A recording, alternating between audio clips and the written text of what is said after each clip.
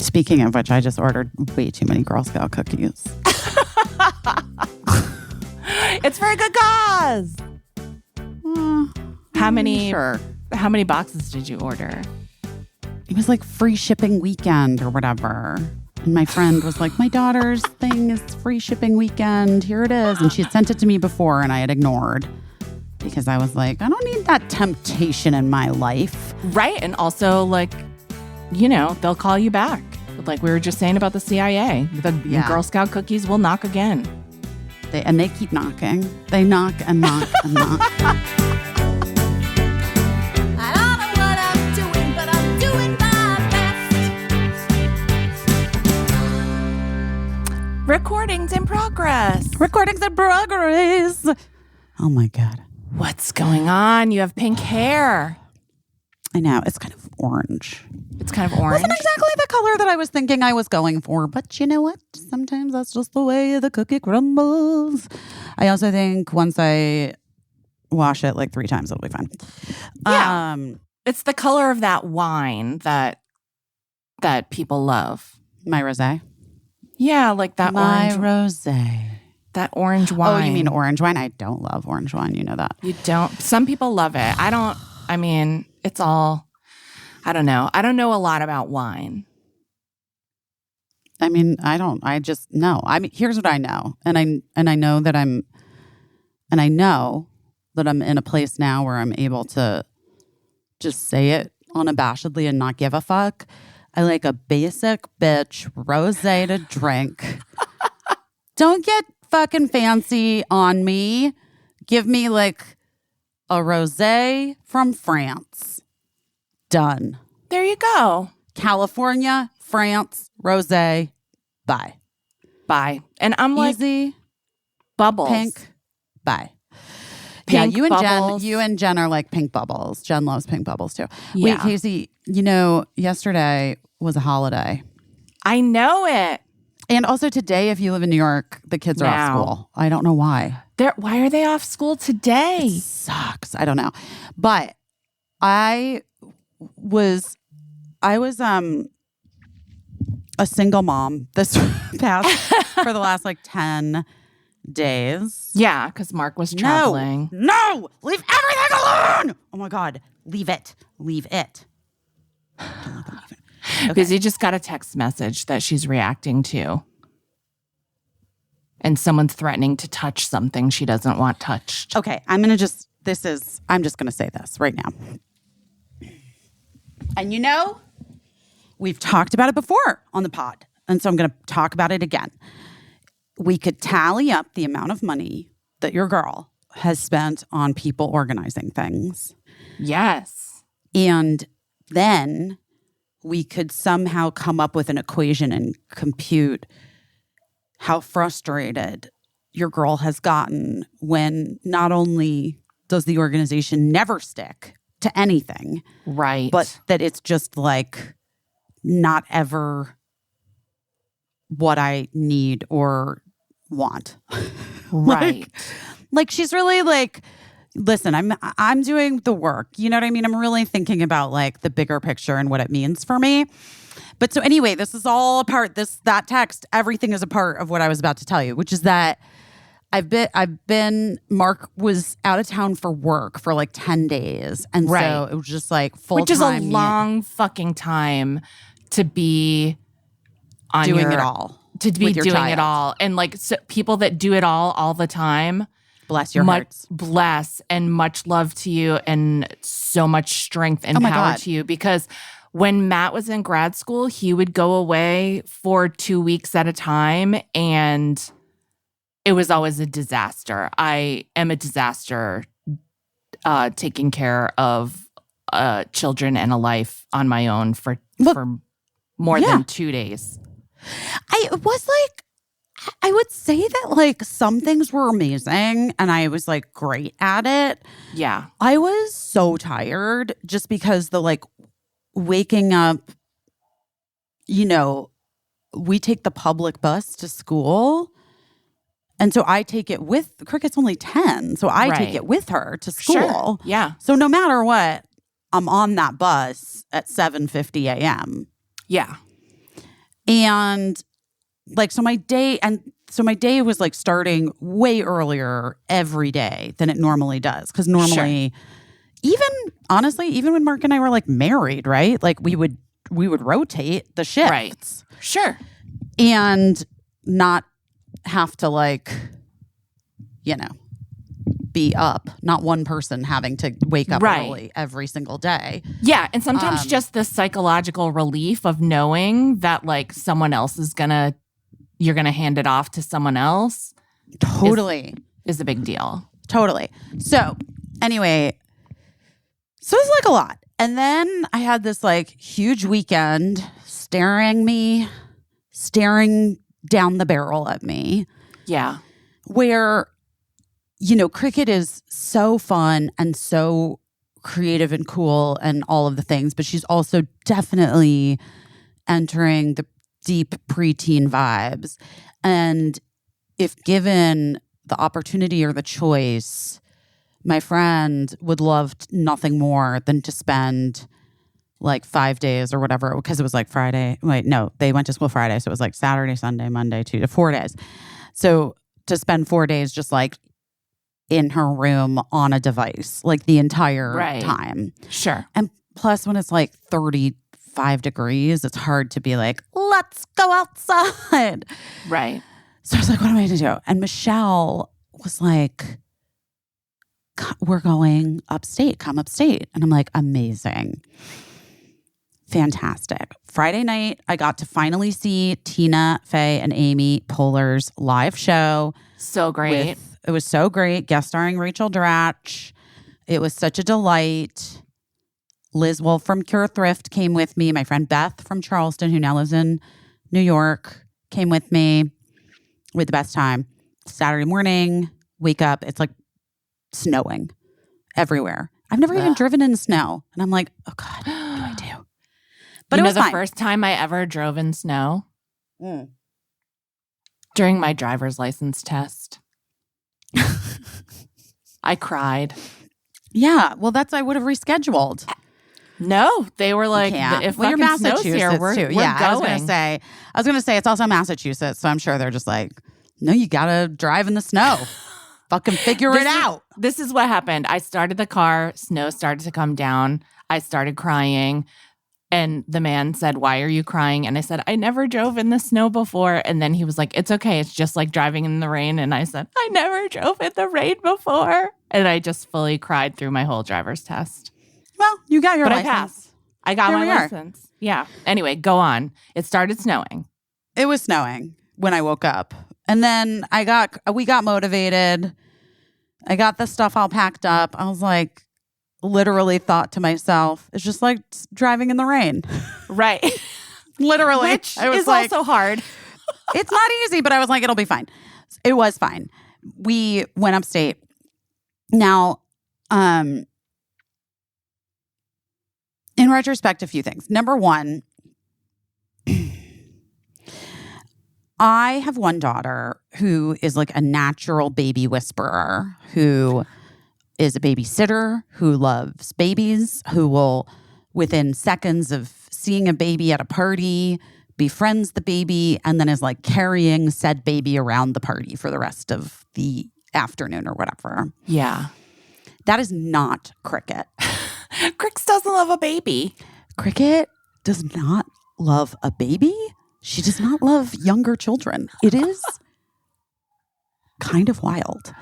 And a thing that I like intellectually have known, but haven't really seen in practice too much.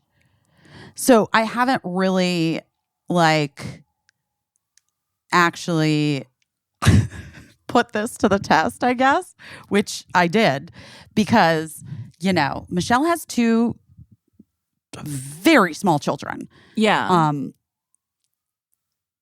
Like 4 and one-ish. Yeah. A little over 1. Yeah. Almost 4, I think, are their ages. And then on top of it, Matilda, who's, a teen. the teenager, had her friend there with her for the weekend.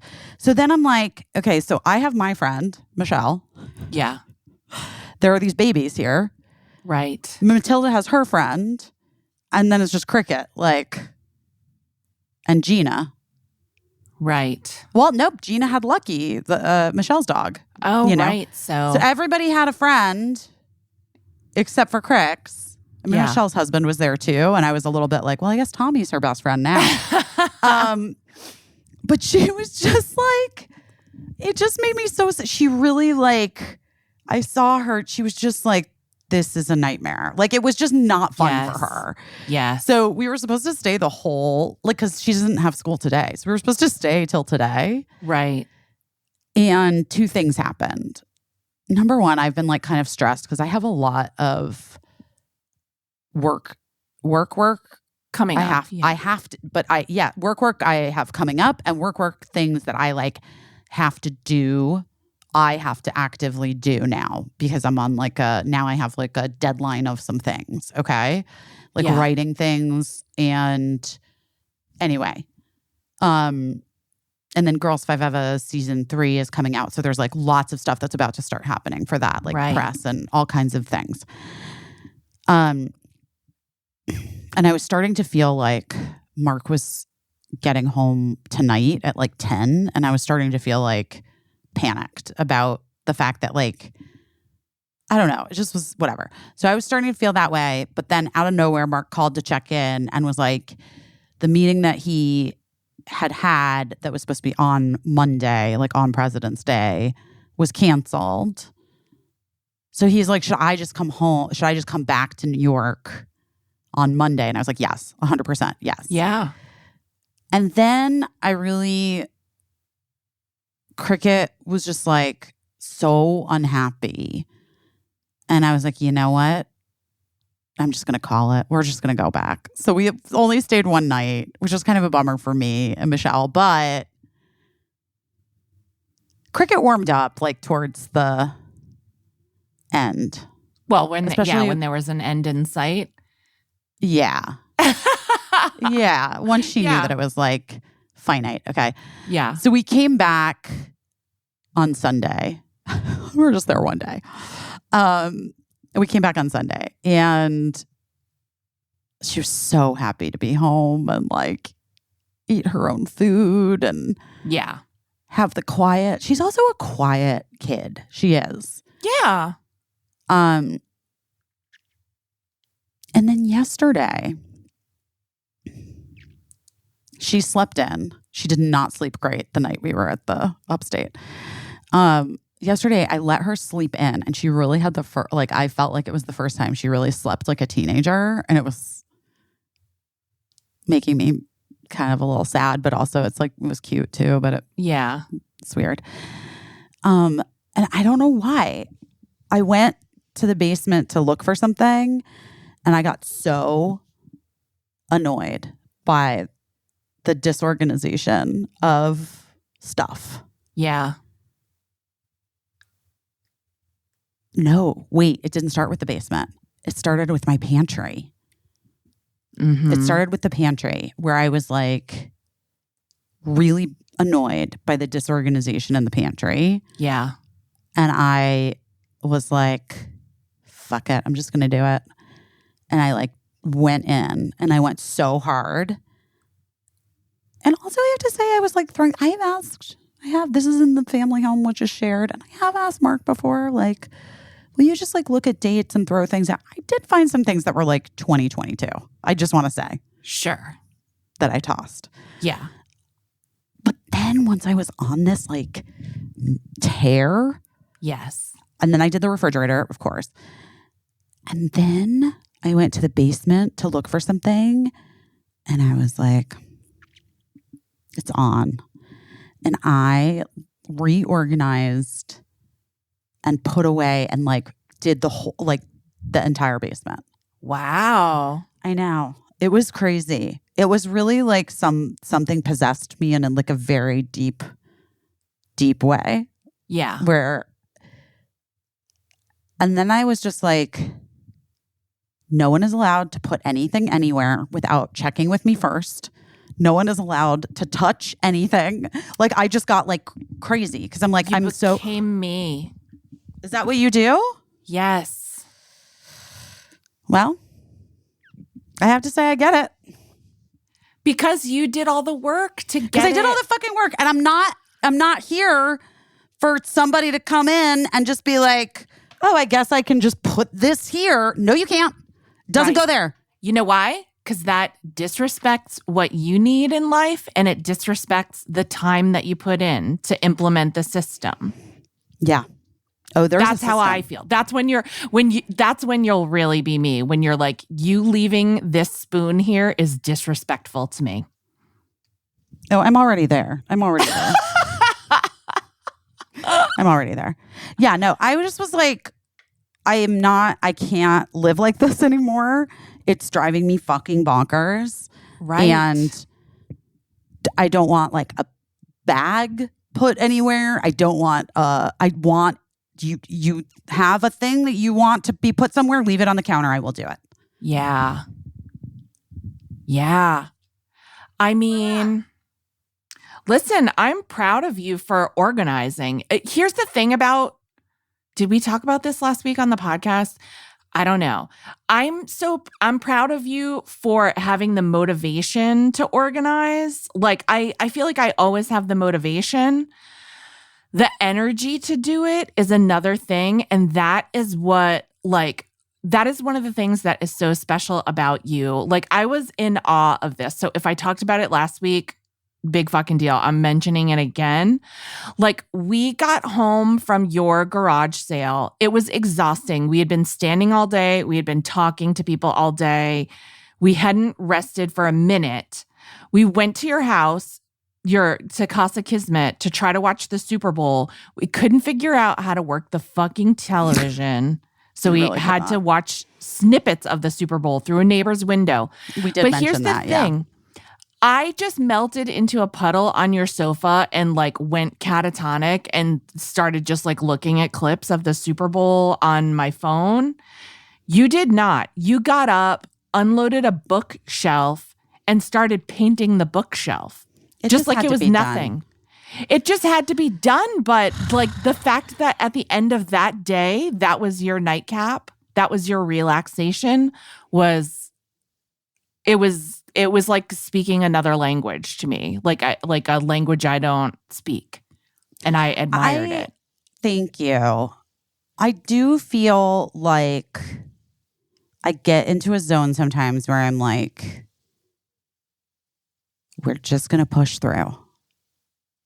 Yeah. I feel like I was definitely in that, like, especially with the painting the bookshelf, but then yesterday with the organization which is like, I don't even know how to describe how insane it was. But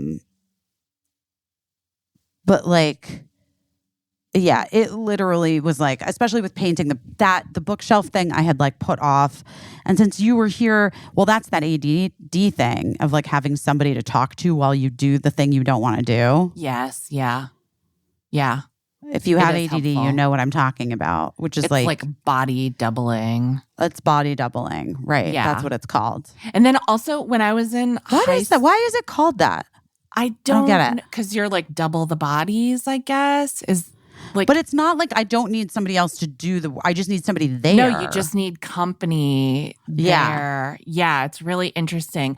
When I was in high school, also, it wasn't an ADD thing, but my friend was like a champion track and field, especially in the field. She was a champion shot putter, discus thrower, and she was great at javelin too. She was like state national champion. When she started to, and she was like a good kid, good grades, not a bad kid at all. But when she started to, like, her interest started to flag a little bit in doing those things, the track and field coach came right to me and was like, will you join the track team to keep her company? Like, you don't have to be good at anything. You don't have to really try hard at anything. You'll get it on your transcripts. You'll get a letter. It's just the important thing is keeping her company and keeping her wanting to be here and interested. And I was like, yeah, I'll do that. But then here's what happened. I did it. My friend I don't even know if she knew this. I think if she had been in on it, she probably would have been like, no, this is stupid or whatever. And I did want to be there. Like, I wanted to be there with my friend. And it was an interesting perspective to me to do something that I wasn't particularly good at. Like, I was like literal comic relief on the track team. Like, everything I did was like physical comedy. And so that was interesting because I generally only did things that I was good at. So it was an interesting perspective. I had fun. I had fun hanging with my friend. It gave us time to be together. We got to travel together. I got to celebrate her wins while also like laughing at myself, which I think was a great experience for me. But then that track coach who had recruited me left the program, and we got a new track coach, a very militant woman who took track very seriously and did not agree with or agree to the premise of why I was there. And she was like, if you're going to be on the track team, you're going to be like a fully participating member of the track team. And I was like, listen, I'm just here to keep my discus throwing friend company and to comically throw a discus and like stick it upright in the ground like it's not supposed to land that way. And then the official bets me I could never do it again. And then I 100% do it again on my next throw. I'm not here to actually like help the team. I'm here to help the team by helping my friend be a winner. I'm not here to actually win anything myself. And she was like, you have to do your field events. Everybody who does field events also has to do a running event. That was part of her like trying to have track team integrity. Rude. So I was like, I'll try the 50-yard dash. I'm not meant to run. That's not what I was put on earth for. So I was doing not many of us are, ma'am. Yeah. I'm just going to say. I was doing the 50-yard dash, which I chose because it's like the shortest run. But then I was like, also, it doesn't really give you any time to be good at it. So when you get your ass kicked in the 50-yard dash, you really get it like immediately kicked. Like, I've never had such an immediate and repeated ass kicking by participating in the 50-yard dash. So anyway, I was like, I need to outsmart this lady who is just trying to like force a situation that's not going to happen. So I was like, signed up for the 50-yard dash at one meet, but then I was like, I'm a teenage girl. I'm going to sneak off to the bathroom. Because, like, when a teenage girl sneaks off to the bathroom, you know, it could be for reasons. So I snuck off to the bathroom at our next track meet for the 50-yard dash. I came back after the 50-yard dash was over, and she was like, you missed your event. And I was like, oh, man. Oh my God. Did I? Oh, I'm God. so sorry. I was in the bathroom because like of girl problems. And wow, I'm so bummed that I missed a 50-yard dash. And she was like, that's okay. I signed you up for the hurdles, which I had literally never run or jumped over a hurdle in my life. And so I had to compete in, I think, 200-meter hurdles. I don't remember. It was a very long time, and it was a lot of failing. And so anyway, my days were numbered on the track team, keeping my friend company. And that's the last thing I remember. That's kind of how it ended. I was made to run the hurdles in front of people. I mean, it just makes me think of that meme. What meme? You know, I don't know, of like that girl just like knocking down every single one. Yes. Just like, but still trying, still going. I had to finish. I wanted to walk off in the middle, but I had to finish. But it was, listen, here's what I'm glad about. I'm glad that we didn't have phones with cameras at the time. And I'm glad that I'm not a meme that lives to this day, because I'm sure it would have been viral and meme worthy had anyone recorded it. Anyway, body doubling. Body doubling is a real thing. I didn't have it yesterday, but I had the fire in me. What did you do? Do you think it's going to stick? I think so. I think there's still like some more I can get accomplished at some point, maybe. Yeah.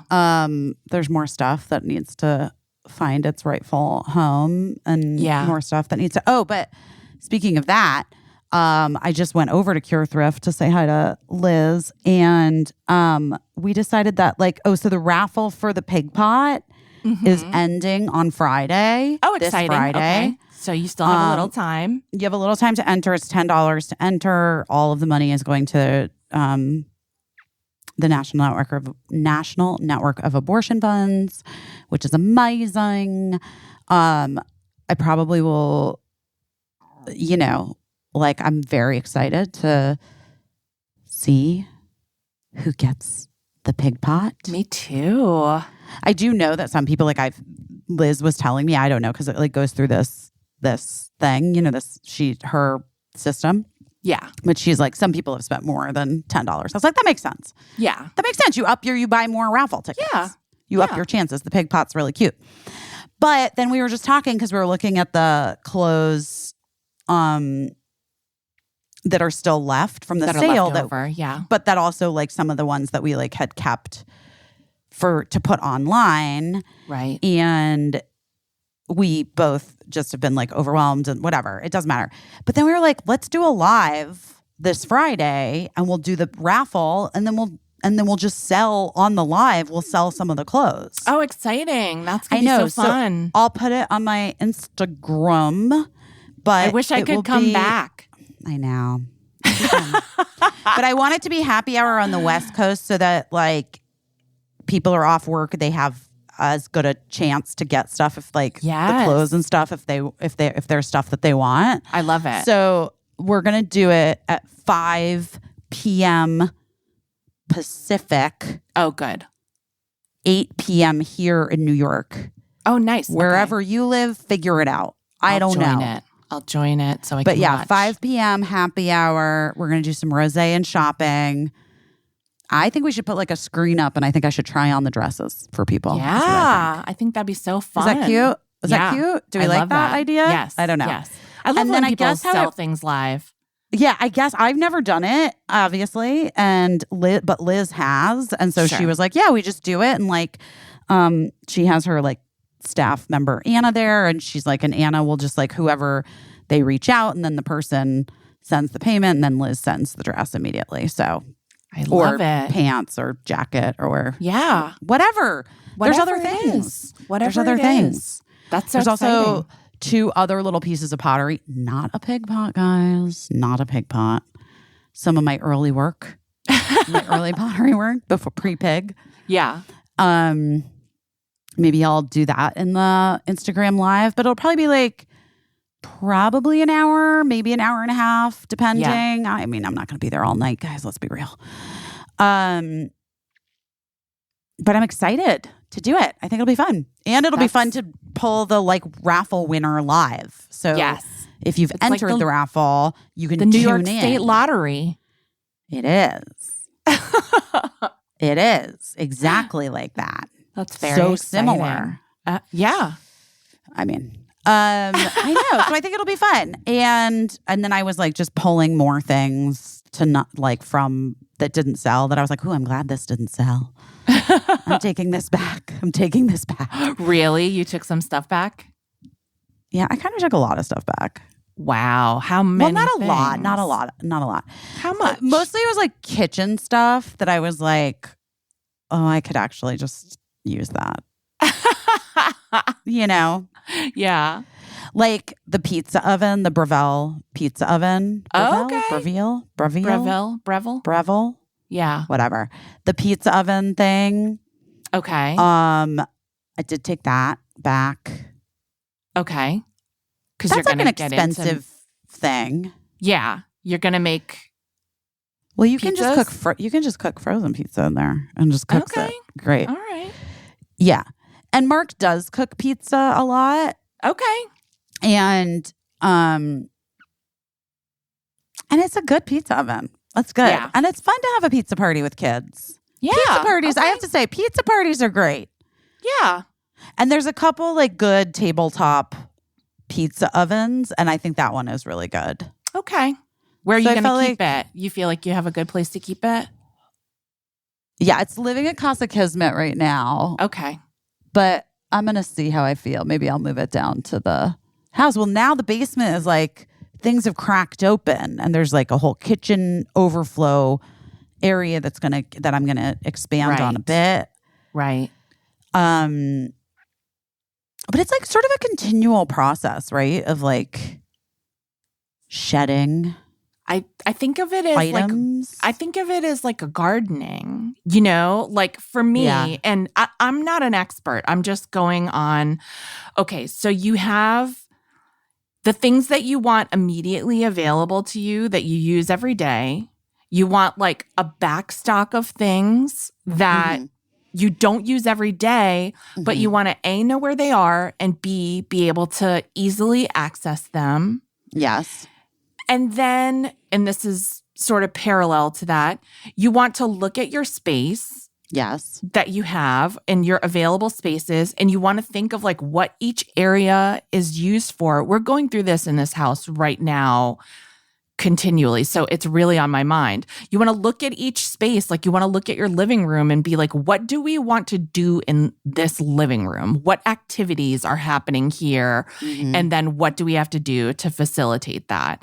And then you have to like find a home for everything. And then sometimes I think the hard part is that for me, like I have more stuff than the space allows. And I think the harder part in this house is that we have 4 adults and we each have a little more stuff than this space allows.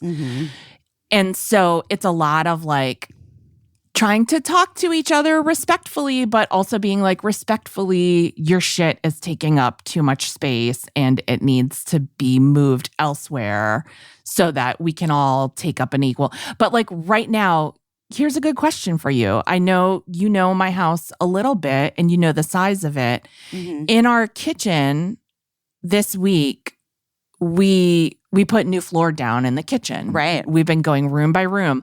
Matt did a hell of a job removing the tile, the old ugly tile from the kitchen. I texted Ashley, Nicole Black was like, what are you doing this weekend or something? And I was like, we're changing the floor out in the kitchen. And she was like, does it need to be changed or are you just trying to test your marriage? And I was like, I mean, for ugliness reasons, it needed to be changed. We're just doing the whole house. Like I've talked about the mess of the floors in the house. Most of the floors in the house needed to be changed. So we're changing all of the floors in the house so that it's all one like cohesive thing. Right. Which is like Matt also, it's just a thing that you do. Like you have to, and it will help the value of the home. Exactly. Matt had to remove the tiles in the kitchen. And to do that, you know, you have to go under all the cabinets, go under all the appliances within reason. Like, but one thing we have in our kitchen is something that's known as the tamale cart. The owners who sold us the home, they made tamales every holiday and they had like a rolling cabinet. Like the kitchen doesn't have an island. They made like a rolling cabinet that was on wheels that they would take outdoors to make tamales for the holidays. And we were like, that's so nice. And we were like in love with the romance of like that tradition. I did ask the lady of the house if she would teach me to make tamales. And she was like, no. So we haven't used it as a tamale cart, but it's been there. But the thing is, for the first time, this is how brains work, right? For the first time, since we've lived in this house, we moved the tamale cart from where it was because we had to take up the floor. Yeah. The amount that fucking hulking cabinet on wheels was taking up light and air from our kitchen was insane. Like you're like, wait a minute. What the fuck? It looks so much better without that thing in there. Oh my God, that's amazing. And so we were like, what are we using this for? And we realized get rid of it. It's just a fucking catch-all. Like it's honestly Get rid of it. Full of candles, vases, and then people put shit on top. So we have to get rid of it. But now it's that psychological thing where we're like, okay, but we don't want to throw away the tamale But could cart. it go, wait, let me ask you a question. Yes. For real. Could it go in the backyard underneath the awning where honestly holding vases is not a bad idea? Right. Candles, no, because it's hot, because like you don't want to put candles. Right. You're going to melt the outside, candles. It's a possibility, but also I don't know because we don't want to put it right back in front of a window, just on the opposite side of a window, you know? Well, so no, we I'm would not. have to I would never suggest blocking a window, ma'am. Yeah. I'm just saying, like, is there a wall of your home outside in the backyard that it could like live and have like a new life? It's possible. It's possible. Because also sometimes like wood like that isn't outdoor can like weather in a cool way. We'll see. I mean, that's prior to having an atmospheric river every 2 weeks where Yeah, it does seem like there's been a lot of rain. a lot of houses falling down more hills here. And this time I saw that the houses that are in danger of collapsing are in Dana Point. There's 3 mansions on the edge of a cliff that's crumbling. Where is Dana Point? Is it in Malibu? I don't know. I only know it's Dana Point. I don't know where Dana Point is located. I don't remember if it's. I feel like it's like close. I feel like it's Orange County. No, it's possible. I'm but all I know is three look. mansions clinging to the edge of a cliff, and it's stressing me out. I mean, probably stressing the people whose fucking mansions it is more than you. Yeah, it's south. It's like toward San Diego. Oh, okay. I always wonder, I was talking to Matt about it this morning. I always wonder if the person is like, oh, this is temporary. And this is like a flex of like, but this isn't going to be a generational home because of like erosion. Like it's like a waterfront property is always temporary. It's so true, but I don't think that people think that way when they are buying or even the richest of the richies. Like I still think they're like, well, I also think that, oh my God, this is such like a weird thing to say, but I do think that sometimes very, very wealthy people exist in a world of like, it can't happen to me. Right. Like that their wealth would somehow prevent like natural disaster. Or that you could do something about it to fix it. Or you could do something about it, right? Like something I'm so familiar with because of like, you know, being from Massachusetts, and I've seen many a Cape Cod house fall into the ocean. You know, over time, it just is that a thing that happens in Massachusetts? Sometimes, yeah. I've never even like the Maritimes of Canada. That. Like the Maritimes is brutal. The weather is brutal. Yeah. Well, I think that's where I learned, like, you know, all of this is temporary. Like you can try to build something to withstand the elements. It made me think of, though, if I was an artiste and I had a lot of money, I was telling Matt that's that a contradiction in terms, but yes. I know. Yeah. You're right. If I was an artiste and I had a patron with a lot of money, I was like, it'd be interesting to build an installation in one of these settings where you could keep moving it back, like take the front section and move it to the back and just keep moving it back over time, setting it back, because it would be like it would be also devastating, like a devastating commentary of how much we're losing ground on, you know, global warming on waterfront properties. But anyway, global warming. Base. Oh, base. I used my base luggage when we went upstate this weekend. Oh, did you? Yeah, it's perfect. I literally used the weekender. And it actually fit both Cricket and my clothing. It's which so is amazing. Crazy. You know what I love about when I was visiting you in New York, I have the mini convertible weekender. And so I was able to put my shoes in my personal item that I carried on the plane with me. I put a couple pairs of shoes in the bottom of it. But then because it's convertible, when I got to New York City, I was able to unzip the shoe compartment off the whole thing and then just use the bag as like my day bag going back and forth. So it's multi-use, really has me covered on a trip, and I just love it. Plus, it looks very cute. I have the little matching bucket hat that matches my bags. It's very cute. And I know that for so many people, travel anxiety is so real. I feel it. Yes. I have had it myself. Same. So like you want to just know that you have all your things. It's just literally the greatest. Base, in case you guys haven't listened before, was created by actress Shay Mitchell to make sleek and affordable bags, luggage, and accessories to help you travel effortlessly while still looking fashionable. Because as an actress, she was traveling a lot and she was like, I need to fit more pairs of shoes. How do I do this? And I want it to look cute. Right. But Base has really thought of everything. Caissie and I are obsessed with our Love Base it. luggage. You've heard us talk about it. We literally use it all the time, both of us. I love how smooth the wheels are. It's really, guys, we're telling you. Padded handle, built-in. She's thought of everything. Built-in scale to make sure it's the right weight.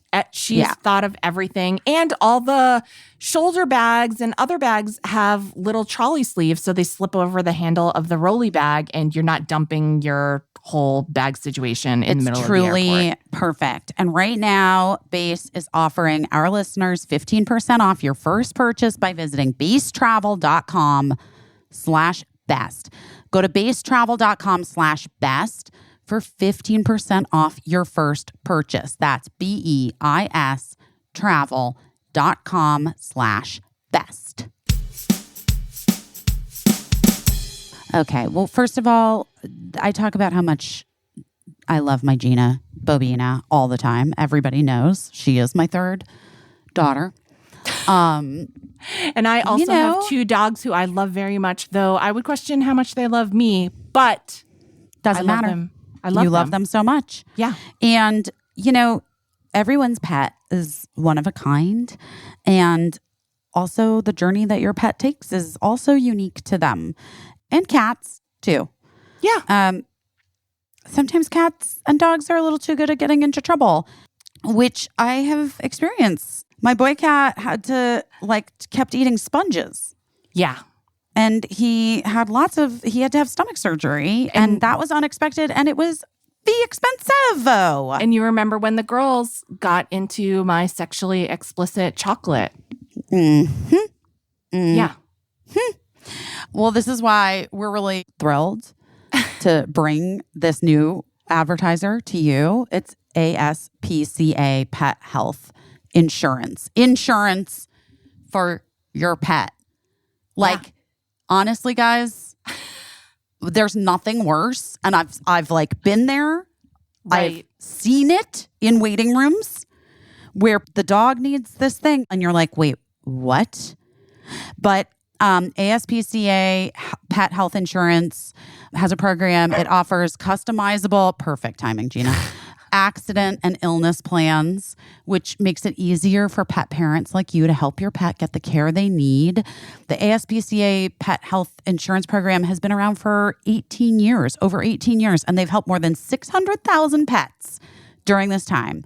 You can customize the plan because vet bills really add up, especially when you're least expecting it. It's just unbelievable. So it's really easy. You use their app to submit a claim and you receive reimbursement for eligible vet bills directly to your bank account. So highly recommend you explore it. And to explore coverage, visit aspcapetinsurance.com/busy. That's aspcapetinsurance.com/busy. Again, aspcapetinsurance.com/busy. This is a paid advertisement. Insurance is underwritten by either Independence American Insurance Company or a United States Fire Insurance Company and produced by PTZ Insurance Agency Limited. The ASPCA is not an insurer, is not engaged in the business of insurance. Also, people can't get in. It's the same thing that's been happening.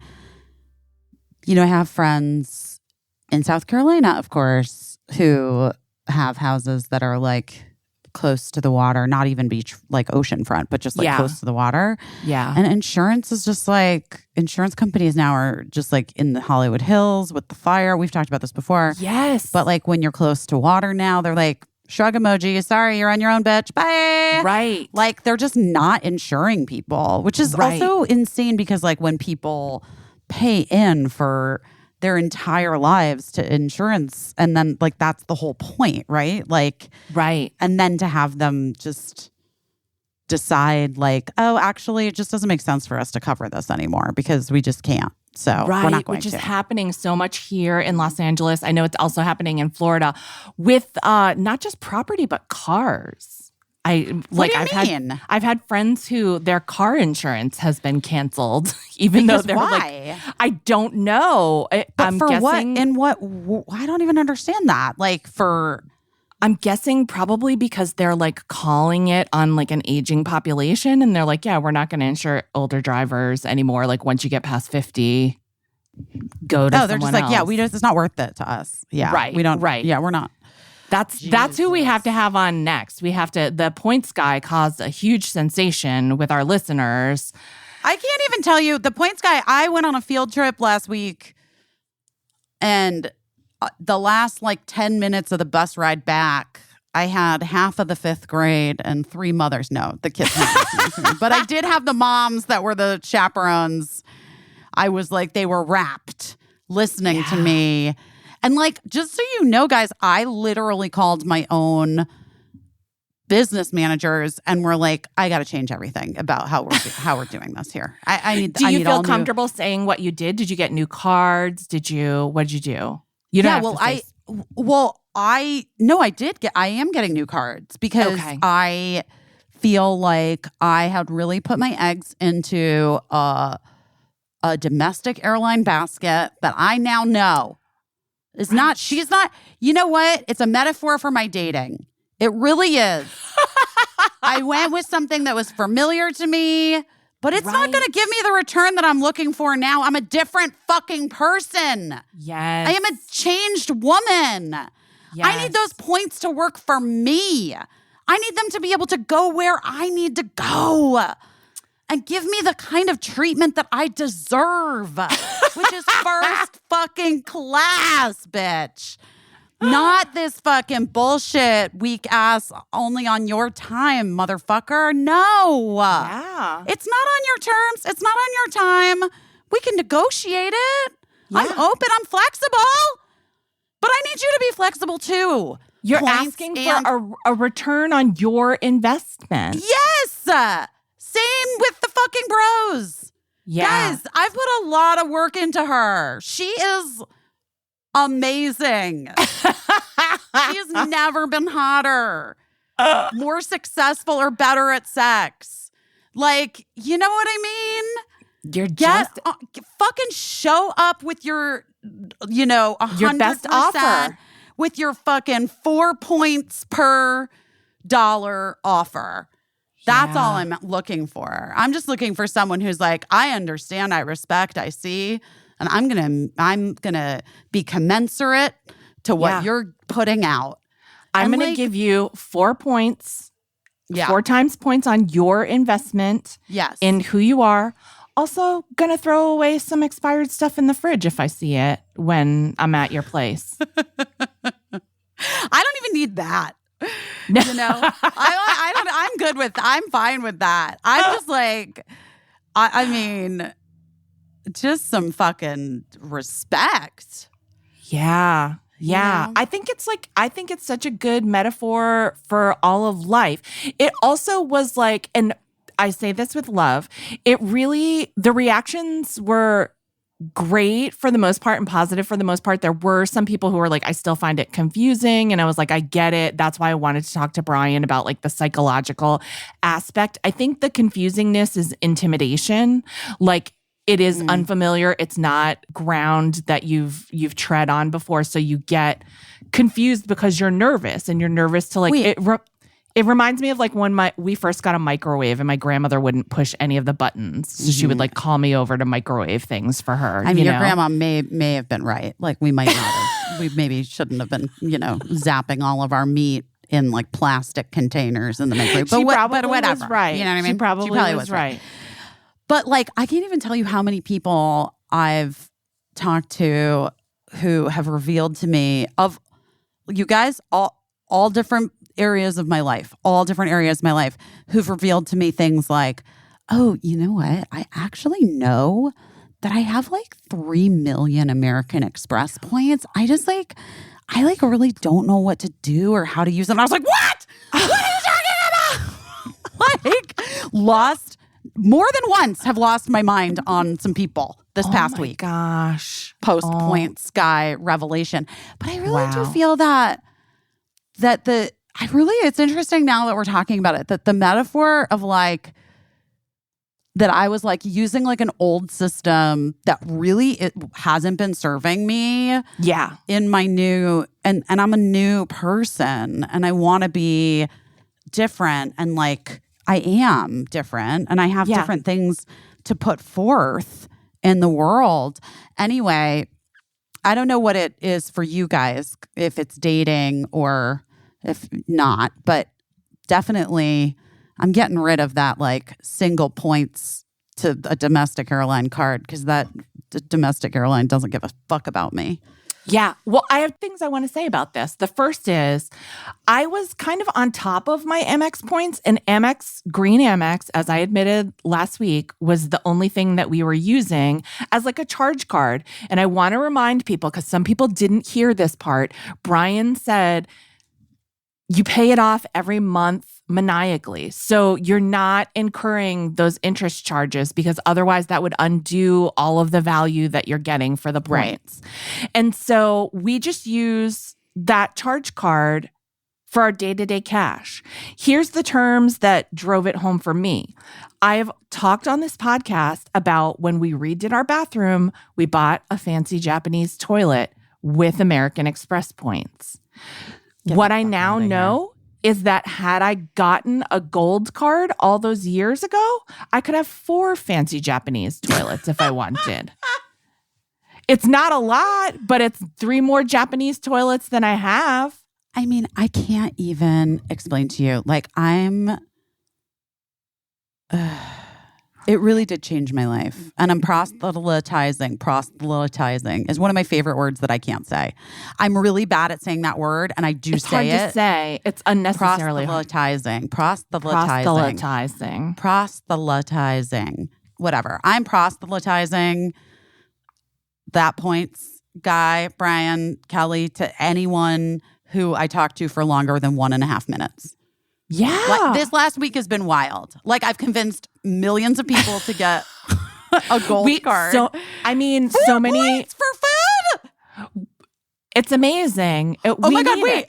Also, I had this like breakfast with this lady, like a business. Like, I had a business breakfast. I'm a businesswoman making moves. And there were these like so cute. It was like end of fashion week. I don't know what these kids did. They were probably in their like late 20s, early 30s, but like they definitely looked like a fashion-y vibe. It was at the Crosby Hotel, so it felt like they were like in town. Yeah. They were so good looking, but also like looked like they hadn't showered, and they were just like wearing like she was wearing like just this like oversized bomber jacket that looked like she was like swimming in it. Yeah. And her hair was like back. I don't know. Just they had the vibe, right? They had the vibe. Anyway, the bill came, and the woman that I was eating with was like, I got this, please. Like, this is on me. And I was like, wait, do you have the American Express Gold card? And then she was like, what? No, I'm just going to put down my platinum, blah, blah, blah, blah, whatever. And I was like, oh, it's so interesting because I had the points guy on. And the kids that were sitting next to us were getting up. And the dude is like, are you talking about 4 points for all restaurants, food, and groceries on American Express Gold? Yeah, obviously. I always whip out the gold, baby. It's the only way to pay when you're in a restaurant. And I was like, I'm obsessed with you. I don't know who the fuck you are, but I'm obsessed with you. But it was so funny. He was like a plant or something. Like, he was like to back me up, because I know she's like, is this a commercial? No, she was like a fancy business lady, and I could tell that she was looking at me like, first of all, you know me. I can never not be me. So like, yeah, maybe it was a weird thing to say to the fancy business lady who I was like having a breakfast with, and when she pulled out her platinum, I was like, wait a minute. Let me tell you how you keep our price. then I felt so immediately validated by our this like super cool friends. Fashionable youngster. Yes. Who was just like, he was like, sorry to interrupt. Just like, I'm all about those points. And I was like, oh my God, I am obsessed. Yeah. That is So hilarious. the kids are all right, is all I'm saying. Yeah, they're working the system, and I'm encouraged by it because like I don't spend. I'm not a big spender. Like I live within my means. I think for the most part, I try to, and I'm pretty frugal. But I'm excited to like get some returns on that, and it will grow eventually. And if I don't touch it for like 4, 5, 6 years, okay, then maybe I can take a cool trip in 5 years or something. As I said to you, our friend Simran texted us about the points guy. More response to that episode than any other episode.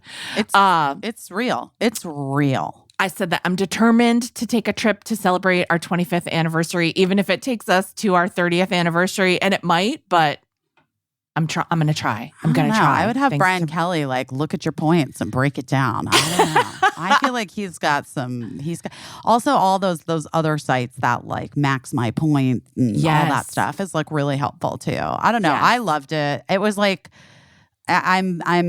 he's got a he's got a fan for life in me.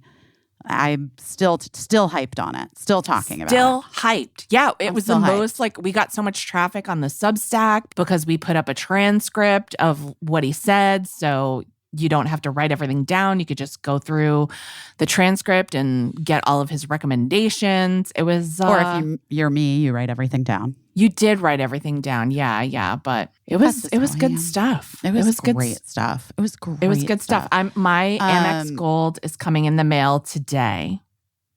Oh, good. Oh, mine should be here any second. I also have to get Mark. I got to get him on the train. He's on board. He's excited about it. He's just he listened to the episode as well. He's got to get he's going to be the referral. We got to refer. Everyone's we got to refer. That's what I'm excited to do. My guys referrals. Get into that group chat. Refer each other. Get those referral points. And then I have to apply for whatever one he said was good for day-to-day non-food purchases. What was the that? Chase Sapphire Reserve? The Chase Sapphire Reserve. Yeah, already that's on my list. But for some reason, psychologically, I could only do one at a time. So I'm getting the gold card and then I'll get the Chase Sapphire Reserve next because I need to buy a Ruggable to put on my new floor. You like Ruggable, right? Not a podcast sponsor, but you love Ruggables, right? They should be. Why have they not been? Ruggable, where you at? Where you at, Carl? Busy loves your rugs. I'm going to get a Ruggable to put under my dining room table once we put the new floor down. They're so like, they're just great, especially if you have pets or children, small children. Yeah. And now they're like getting, like, I was on board with Ruggable early, or I was an early adopter of Ruggables when we first moved here. And it just like occurred to me like how much mud every being was tracking into our rental homes. And I was like, I'm not losing my security deposit. I'm going to buy these Ruggables and like throw them over every surface because you can just throw it into the washing machine, which is incredible. When you have a washing machine, which we haven't for the past week. Oh, no, what happened? It broke? Both our washer and our dryer were broken. Oh, and did they get fixed or do you need new ones? Because they always do that. They break at the same time. Yeah, they've been repaired, but then I guess apparently my family ruined the suspension by putting too much clothes in the washer on our washer, so we have to wait for that to be fixed. Oh my God. Like Emily Beebe's washing machine is so weird. And I was like, babe, like I think you can just call someone and have it fixed. And she's like, I know, but it's been like that since I got it. And I was like, right. So I think that you definitely should have somebody come fix it. Where it's like she has to put, it's like she has like, it's like a certain amount has to go into the washer. It can't be too much or too little. Otherwise, you have to like weigh a disaster. I don't know. It's just like it's really funny. Like it's just. Yeah. Oh my God. I will say that. Yeah, and it makes that horrible noise. It makes like dun, dun, dun, dun, dun, dun. You know? That's because possibly, I don't know. I'm not an expert.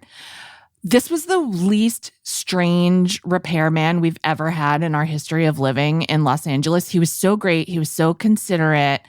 But what was great is like he was like the Dr. House of washing machines. So like he fixed the washing machine needed a new pump.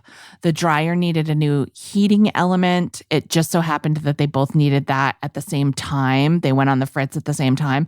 So he did both. It always feels, it doesn't feel like it's just I feel happened. I feel like someone in a factory like is like checks the calendar and he's like, oh, it's time to blow up the Debenhams washer dryer and like presses a button and then. But that's the way it always works with appliances. Yeah. I'm sorry. It just is Agreed. weird. Agreed. And it's like 3 days after your 10-year warranty is like out. Agreed. And you're like, oh, fuck. Oh, fuck. Now, yeah. Anyway, he fixed everything and then I put in a celebratory load of laundry, but then it started making a weird noise during the spin cycle. And so we called him back. And so he was just showing how it has a suspension system like a car and how he didn't notice it during his tests because like he wasn't testing an oversized load of laundry, obviously.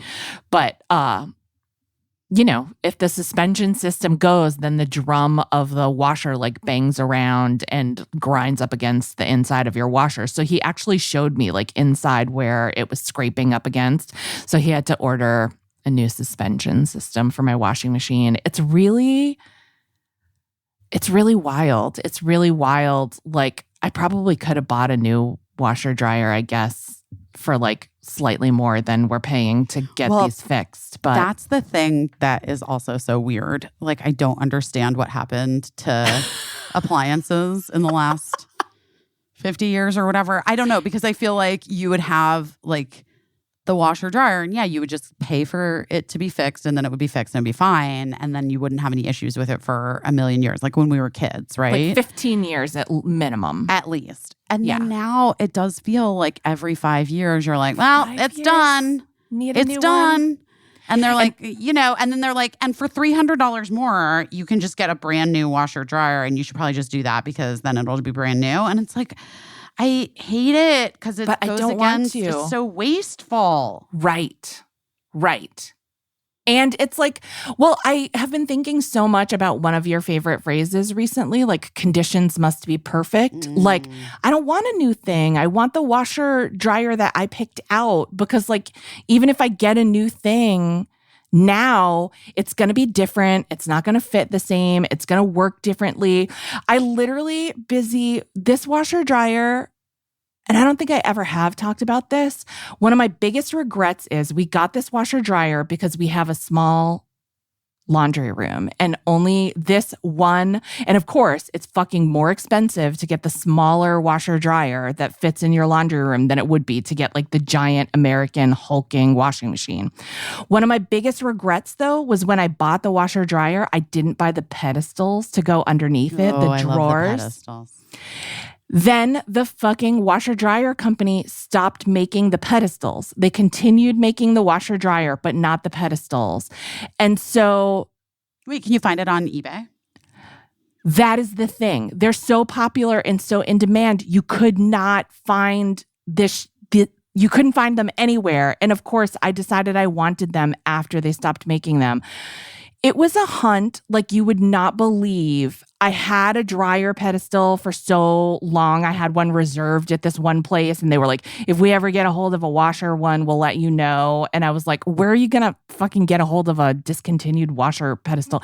It took like, I'm not even joking. I think it took 2 years for this. But you got them? Finally got them. And so like, I'm never letting these fucking washer dryer pedestals go. I have to keep this washer dryer alive because it's only that washer dryer that fits on top of those specific pedestals. So I can't change course now. I need to be really nice to this repairman and make sure that this washer dryer works forever. I hear it. It's the only course of action.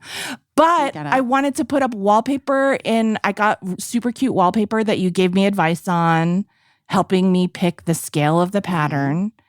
And I wanted to, I like it. I haven't put it up yet because I'm like, I just want to get the washer dryer fixed first before, again, conditions must be perfect. Like that's the way my brain works. I'm like, I'm not putting up wallpaper in a room where I get it. Like we don't know. Exactly. We don't know what's going to happen. We don't know what's going to happen. Don't know what's going to happen. So anyway, that's what's next on my agenda. But my entire house is covered in dust. So that's really what's next on my agenda. Because wallpaper, if you put up wallpaper on dusty walls, it's just going to fall right down. But I'm trying to channel you because you wallpaper like a fucking demon. Yeah, I do. But also, you're right, though. The walls have to be you have to wipe down. Before you paint, too. I had to wipe down these cabinets or whatever, bookcases. They look so cute pink. They do look really good. You made a good choice. You made a good choice. I know. Wait, I have to pee really bad. Go pee. I'll be right back. We'll play a commercial. Oh, Helix, do you know what I want? I want to be sleeping on your bed. Is that a good one? Yes, I love it. I love it. I get so excited when people hit us up in the DMs on Instagram asking for the Helix code because I'm excited that people are getting new mattresses. I'm so happy for them. It's going to change their life. Oh my God, same. Listen, this is fantastic for you, fantastic for us. Caissie and I, as you know, have been big fans of the Helix mattresses, our sleep experiences on our Helix mattresses for the last several years. It's why we continue to partner with them because we love talking about how good sleep can change your life and how sometimes you think you're like going through some moment in time and then you just get a new mattress and you're like, oh, it was just the mattress. I'm fine. It's just my mattress. Oh, and actually, my hands aren't numb all the time. I guarantee probably 80% of you that we're talking to out there, if you thought about when was the last time you replaced your mattress, it's probably time. Look, everyone's unique. Everyone sleeps differently. That's why Helix has many different mattress models to choose from. They're all designed for very specific sleep positions and feel preferences. They've got memory foam layers to provide optimal pressure relief. You take a little quiz. They'll tell you what they think your best match is, and then you can order it. It's delivered right to your door. It comes with a 10 or 15-year warranty, depending on the model. Yeah, and if you it have turns out that 100 nights I was to try going to it. say 100 nights. That's months. That's months, guys. It's months. It's about 3 months. It's over 3 months? Almost Over 4 3 months. It's over 3 months. All right. There's no reason for you not to try out a new mattress. Helix has been awarded the #1 mattress picked by GQ and Wired magazine. It's recommended by leading chiropractors and doctors of sleep medicine. But also, just like, honestly, Caissie and I really love ours. We really do. And you're going to love it too. And you're going to love it too. Helix is offering 20% off all mattress orders and 2 free pillows for you, our cute listeners. Go to helixsleep.com/best and use code HelixPartner20. This is the best offer. It's not going to last long. With Helix, better sleep starts right now. Okay, hungry root, get into my tummy. Is that a good one? Guys, Hungry Root's incredible. Hungry Root is like grocery shopping, meal prep, planning, all in one. It comes to your door. It's so easy. They've got unbelievable snacks, things that will make your children happy. They have things that will make you happy. You're trying to do an anti-inflammatory eating program, right? Yeah, I'm trying to keep it within reason. Yes, anti-inflammatory. Yeah. Can I tell you what Hungry Root's been helping me with so much? Yeah. I want to get more vegetables in my diet, which I talk about all the time. The thing is, I fall into the salad rut. Like salad is the only vegetables. And it's been so cold here that I don't want to eat a salad. And so I'm skipping vegetables. Hungry Root is helping me get vegetables into my diet with really hearty vegetable forward recipes that Vegetable are forward. warm I can't believe you and just not said a vegetable salad. forward recipes, but I appreciate it. I hear you. No, I know. Same. I had like really good green beans that I put in this like chicken tikka marsala thing that I got from Hungry Root as well. And like Delicious. Yeah, it was amazing. And then the green beans just like added to it. It was incredible. And it saved me time and it saves me money. And Hungry Root is not just our partner here, it's our partner in living healthy and is definitely kind of like the easiest way to get fresh, high quality groceries, simple recipes delivered to your door. Again, there's a quiz if you want to take a quiz, which we love a quiz. And then they build you a personalized cart with your grocery needs. And you can make little tweaks recipes, to it. You can tweak it. Guys, we love Hungry Root because everything from Hungry Root follows a very simple standard. It's got to taste good, it's got to be quick to make, and it's got to contain whole, trusted ingredients. So why not you give it a try? Right now, Hungry Root is offering Busy Phillips is Doing Her Best listeners 40% off your first delivery and free veggies for life. Just go to hungryroot.com/busy to get 40% off your first delivery and get your free veggies. That's hungryroot.com/busy.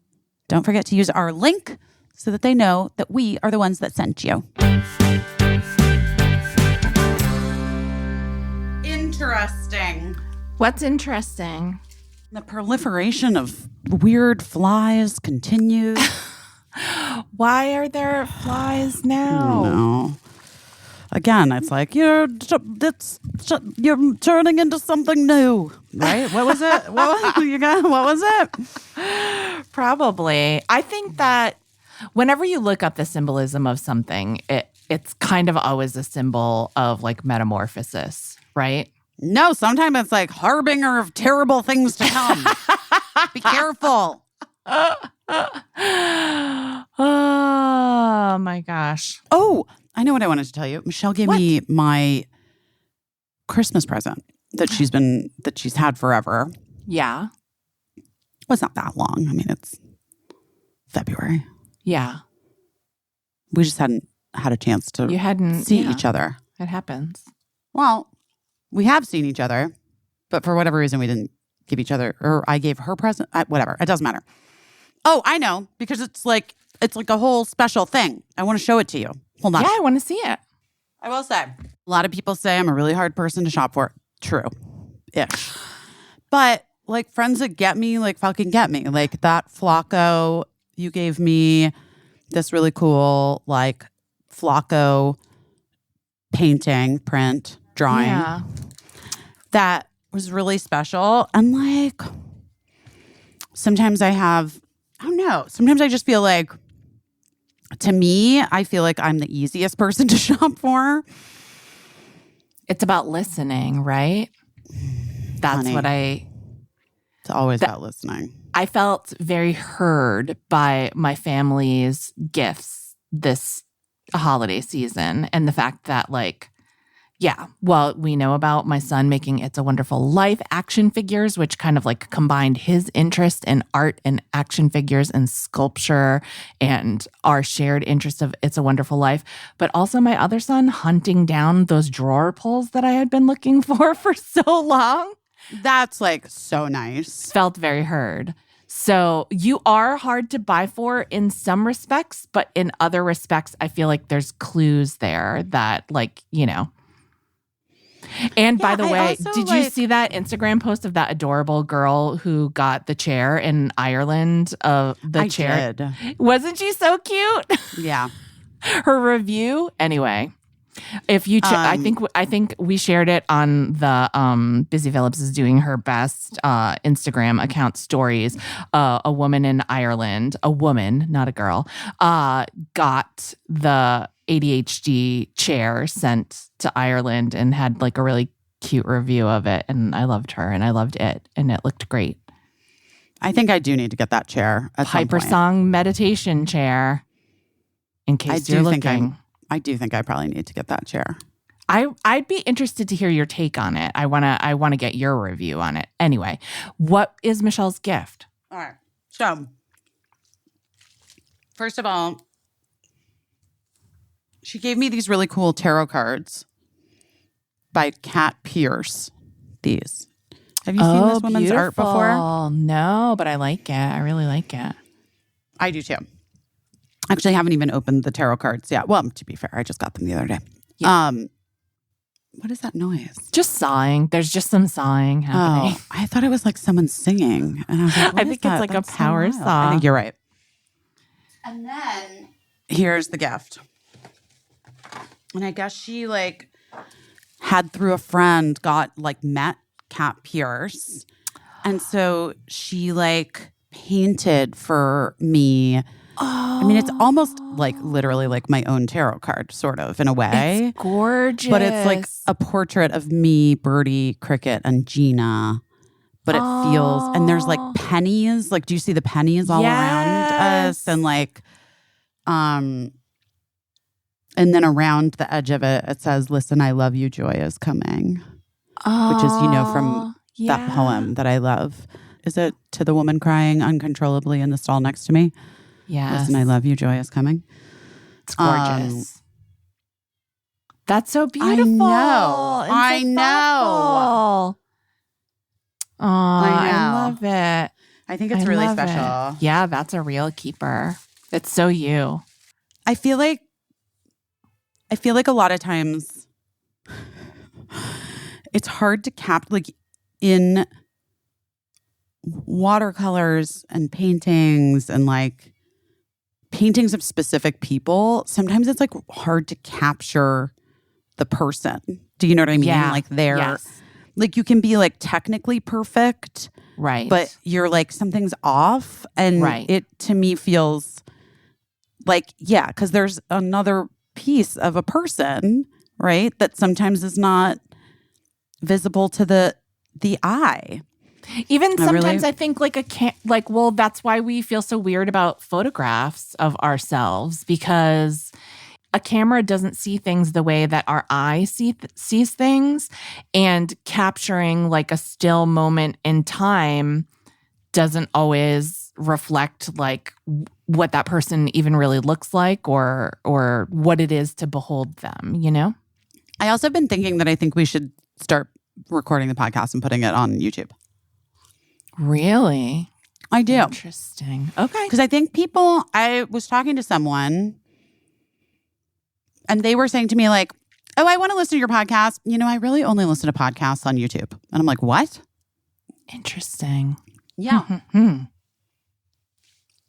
And do they watch the video or do they just listen? Unclear. I don't know. I didn't get like a lot of like, it wasn't, I don't know.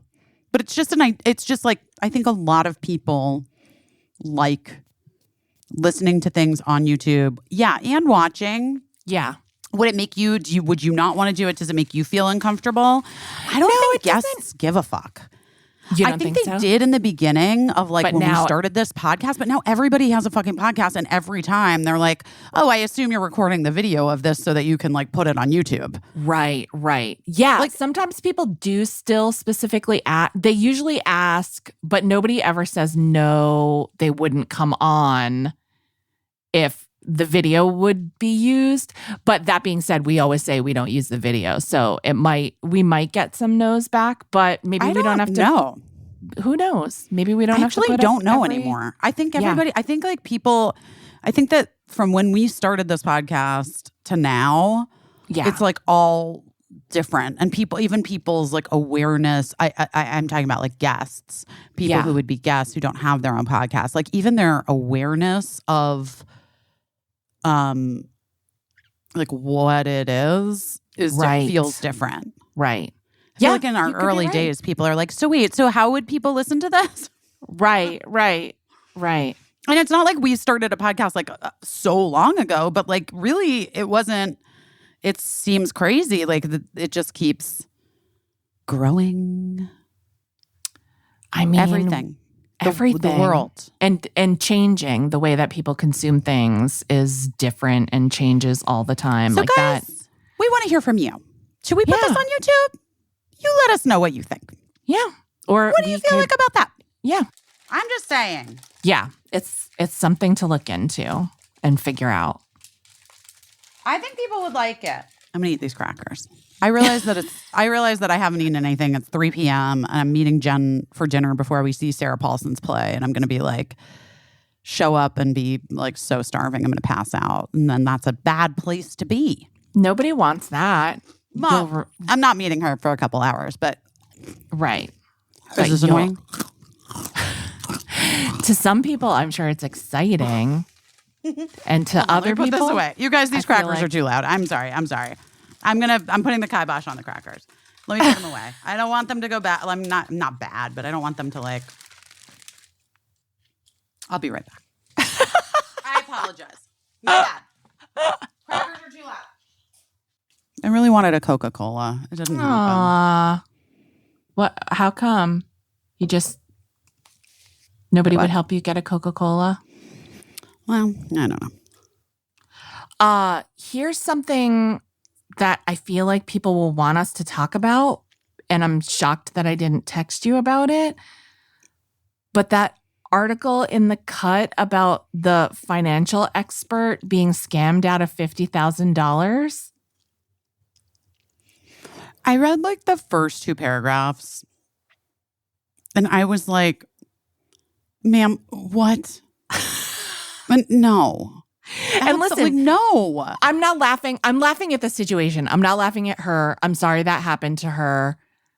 I hope she earns somehow $50,000 back from like the subsequent publicity. Although I think she's made it hard for her to do her chosen profession of being a financial advisor.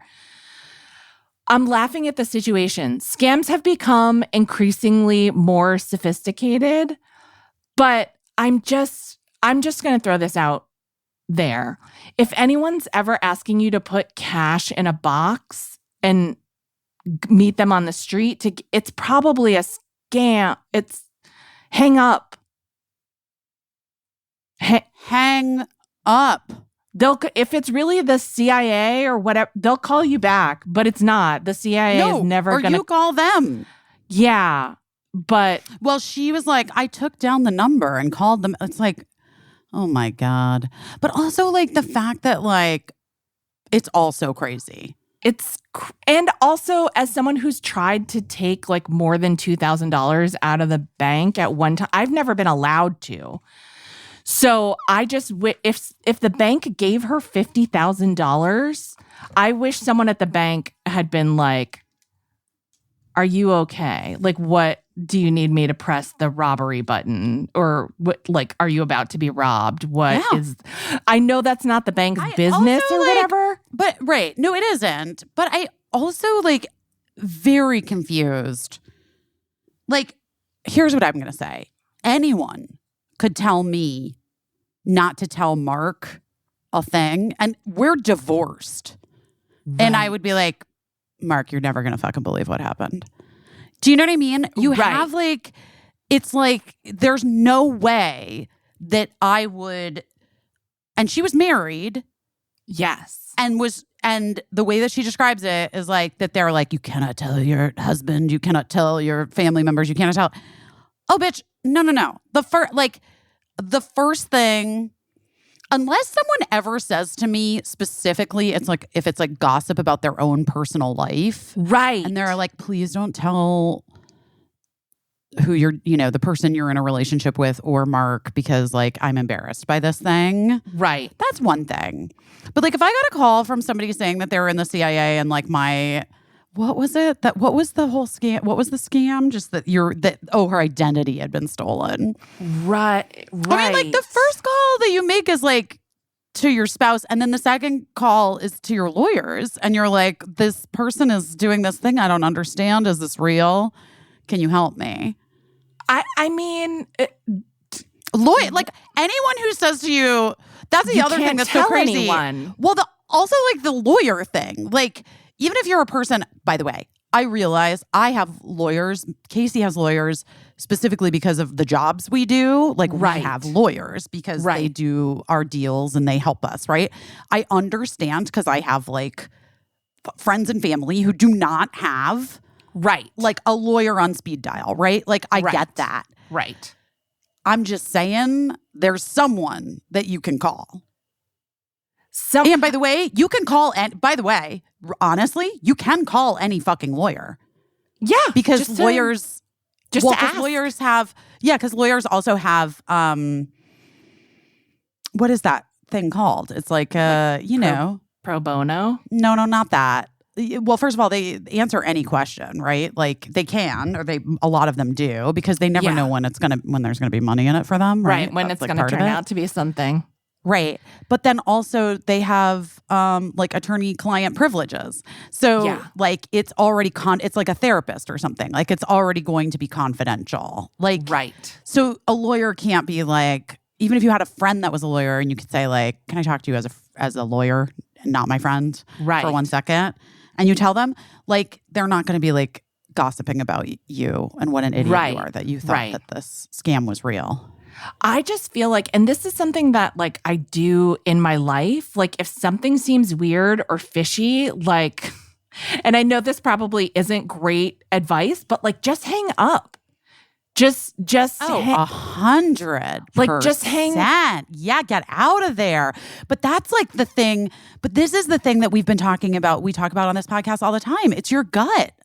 Yeah. Like it's people who are not in touch with their gut, or who have been taught so much that their gut is wrong and that they're like, they don't know what's right or what's best. And like, I guarantee you, I can't remember because like I said, I only read the first part of that article and then I was just like, oh man, this is just so sad. It's wild. And ridiculous. I can't remember if she says that at any point she had like a feeling that she pushed down, but like, to me, that's like just a sadder indictment of a person who like has decided long ago that like that little voice inside of them doesn't have any business talking. Right. You know what I mean? I have just been thinking so much about the whole situation, and I feel for anyone, and like as we know, scams are getting more sophisticated and anyone could be a victim of a scam.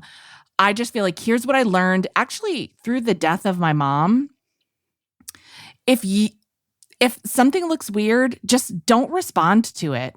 If it's legit, they'll hit you back.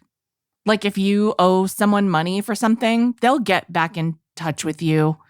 You know, or like if someone's talking weird nonsense, you can, or something that doesn't make sense, just say like, I can't talk right now and hang up. If it's a scammer, hopefully they're gonna be like, oh, that person like got wise to like what we were doing. And so hopefully that would shake their faith in what they were doing a little bit and they'd move on from you. Not that you want them to move on to anyone else, but if it's someone legit, they'll call you back. Like, and maybe in this case, the scammer would have called her back and like continued to pursue it. The details. It was very stressful to me reading this, but yeah, the thing that I learned, the only thing that you can't kind of like put off is taxes. Like if you leave your taxes in arrears, that's where there can be some like real consequences. So you have to like pay attention. But if it's like some kind of like weird identity theft, like charge for some amount of money, and again, like it's with these big companies, credit card companies or whatever, like they have systems in place to resolve that. If it's legit, they'll get back in touch. Don't worry. They know where to find you. I also like, just full disclosure, I think I can talk about this. It's been a long time. I have been contacted by the FBI before because I was like hacked into years ago. Right. And you know, that did happen. I was contacted and they made it was like undeniably legit. Yeah. You know what I mean? Yeah. I don't even remember now at the point, like how it was undeniable. It was like Oh, it was verified through like other source, like other people too. Right. That like this was the officer. Right. And my lawyer, like everyone was involved. Yeah. So, but the initial thing was crazy when they called me. That was crazy. Whew. I don't know. That was the main character on the internet this week, I feel like, is that lady getting scammed out of a box of $50,000.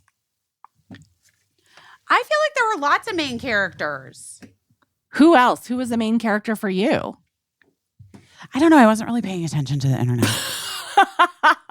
That's good. I think that's for the best. Yeah. That's for the best. Sort of just not. You're still heavily into meme consumption.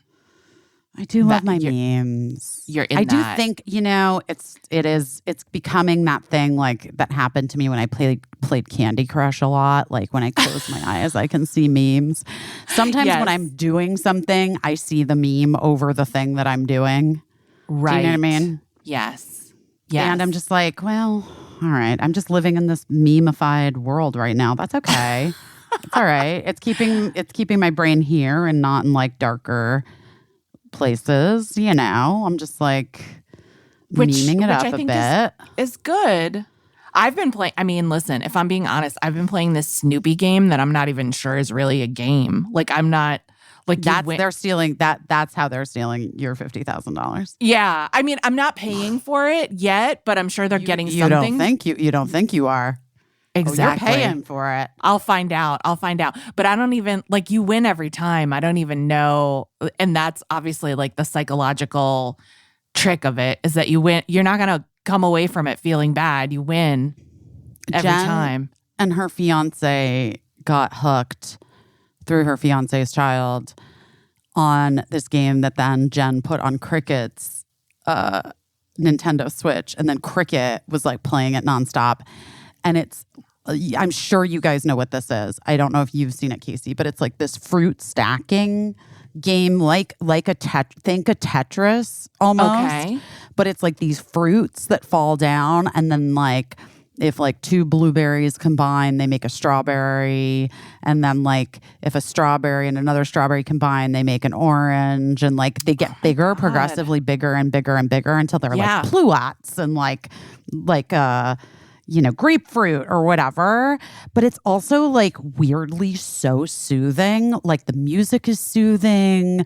The little fruit move kind of like slowly and like they're very like lackadaisical in their rolling about inside of the little like whatever they're being dropped into. I don't know. And they're like cartoon fruit and they're so cute. And I really do understand the appeal, but I wouldn't let myself do it. I would not let myself go there because I know myself. Right. And it will just... I'm not putting that on my phone. You've already overcome Candy Crush. I was reading, I'm in like a... And the number one. I did that number one for years.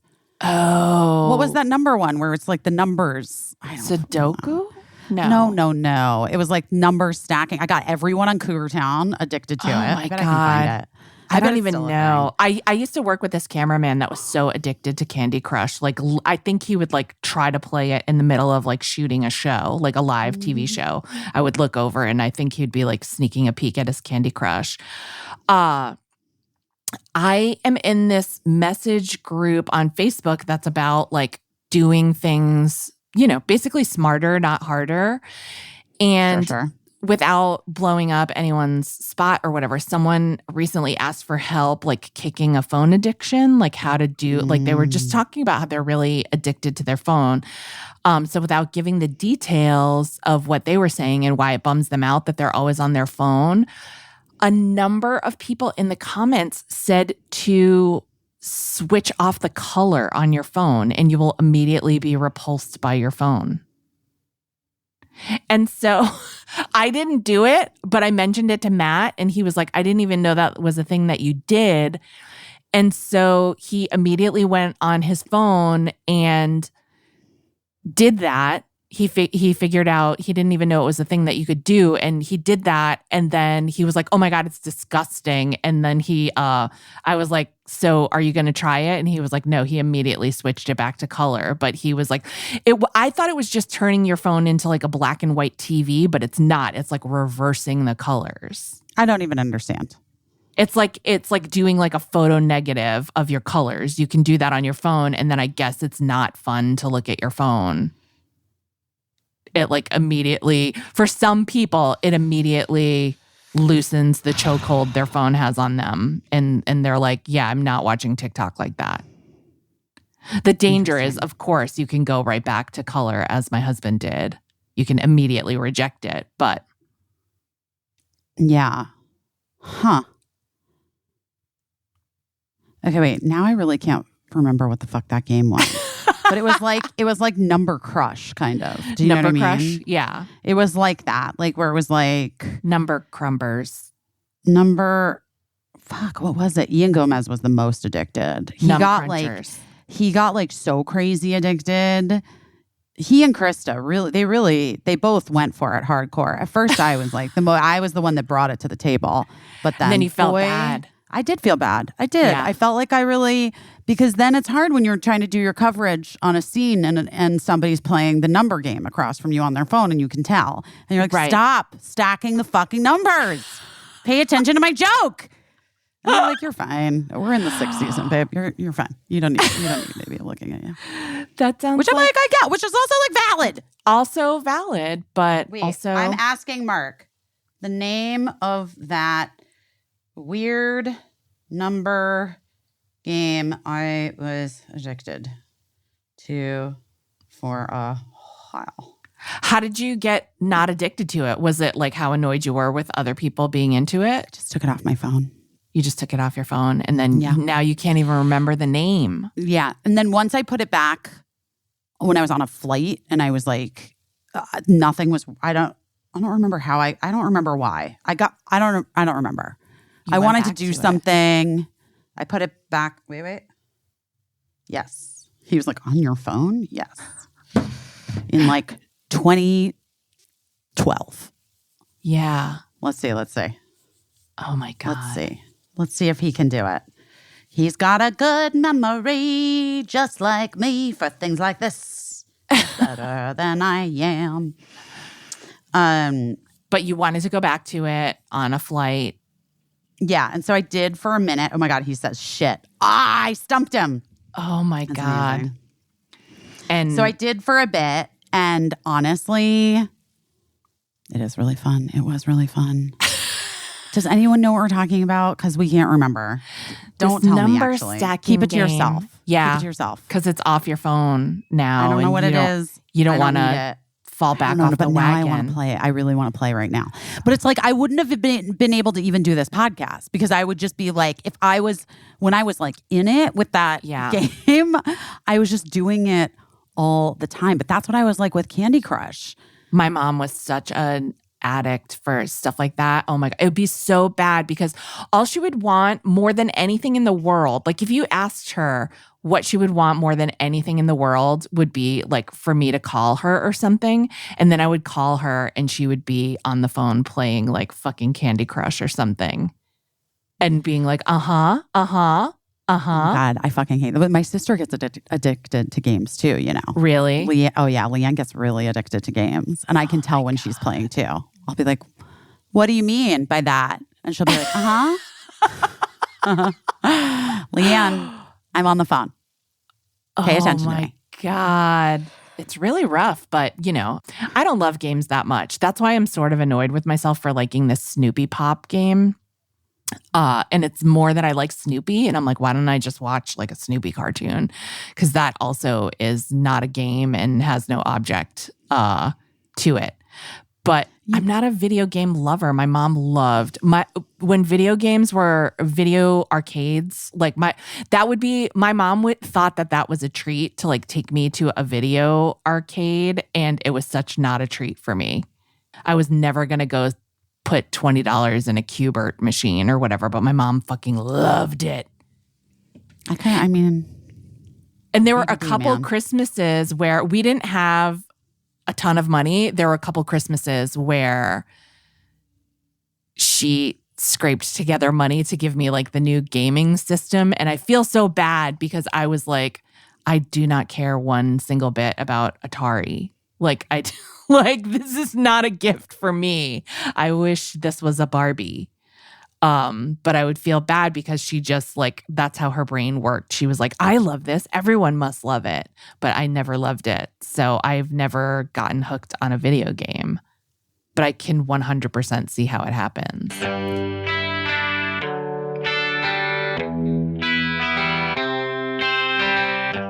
Oh my goodness. First of all, you know how I feel about a bidet. You know what I mean? Bidet, madam.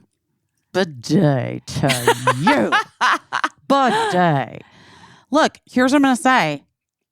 I am a fan of getting some water up in there. Yeah. For many reasons. Health reasons are the biggest one. Yeah. And that's why Tushy is so genius. So genius. Because the Tushy... so easy to install. The Tushy bidet system is so easy to install. I had one put in at Busy Tonight. I have one in every single one of my dressing rooms whenever I am on a TV show. I have one put into my apartment. Like, I love the Tushy. I have like converted so many friends. So many people get them because of me. And switching to the Hello Tushy bidet protects the most delicate skin on your body because it uses a targeted stream of fresh water. And it gives you a chemical-free way to get you all clean after you use the restroom. We've had it for years, and we put one in the guys' bathroom too.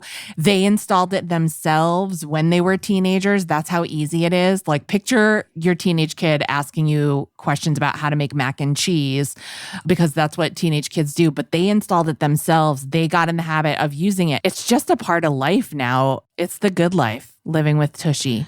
It is definitely the good life. Every Hello Tushy bidet comes with a 30-day hassle-free return and a 12-month warranty. You control the pressure, the angle. You guys, you gotta sit down and relax. You gotta get into the Tushy. Listen, you're gonna leave the bathroom feeling as fresh as the day you were born. Maybe fresher.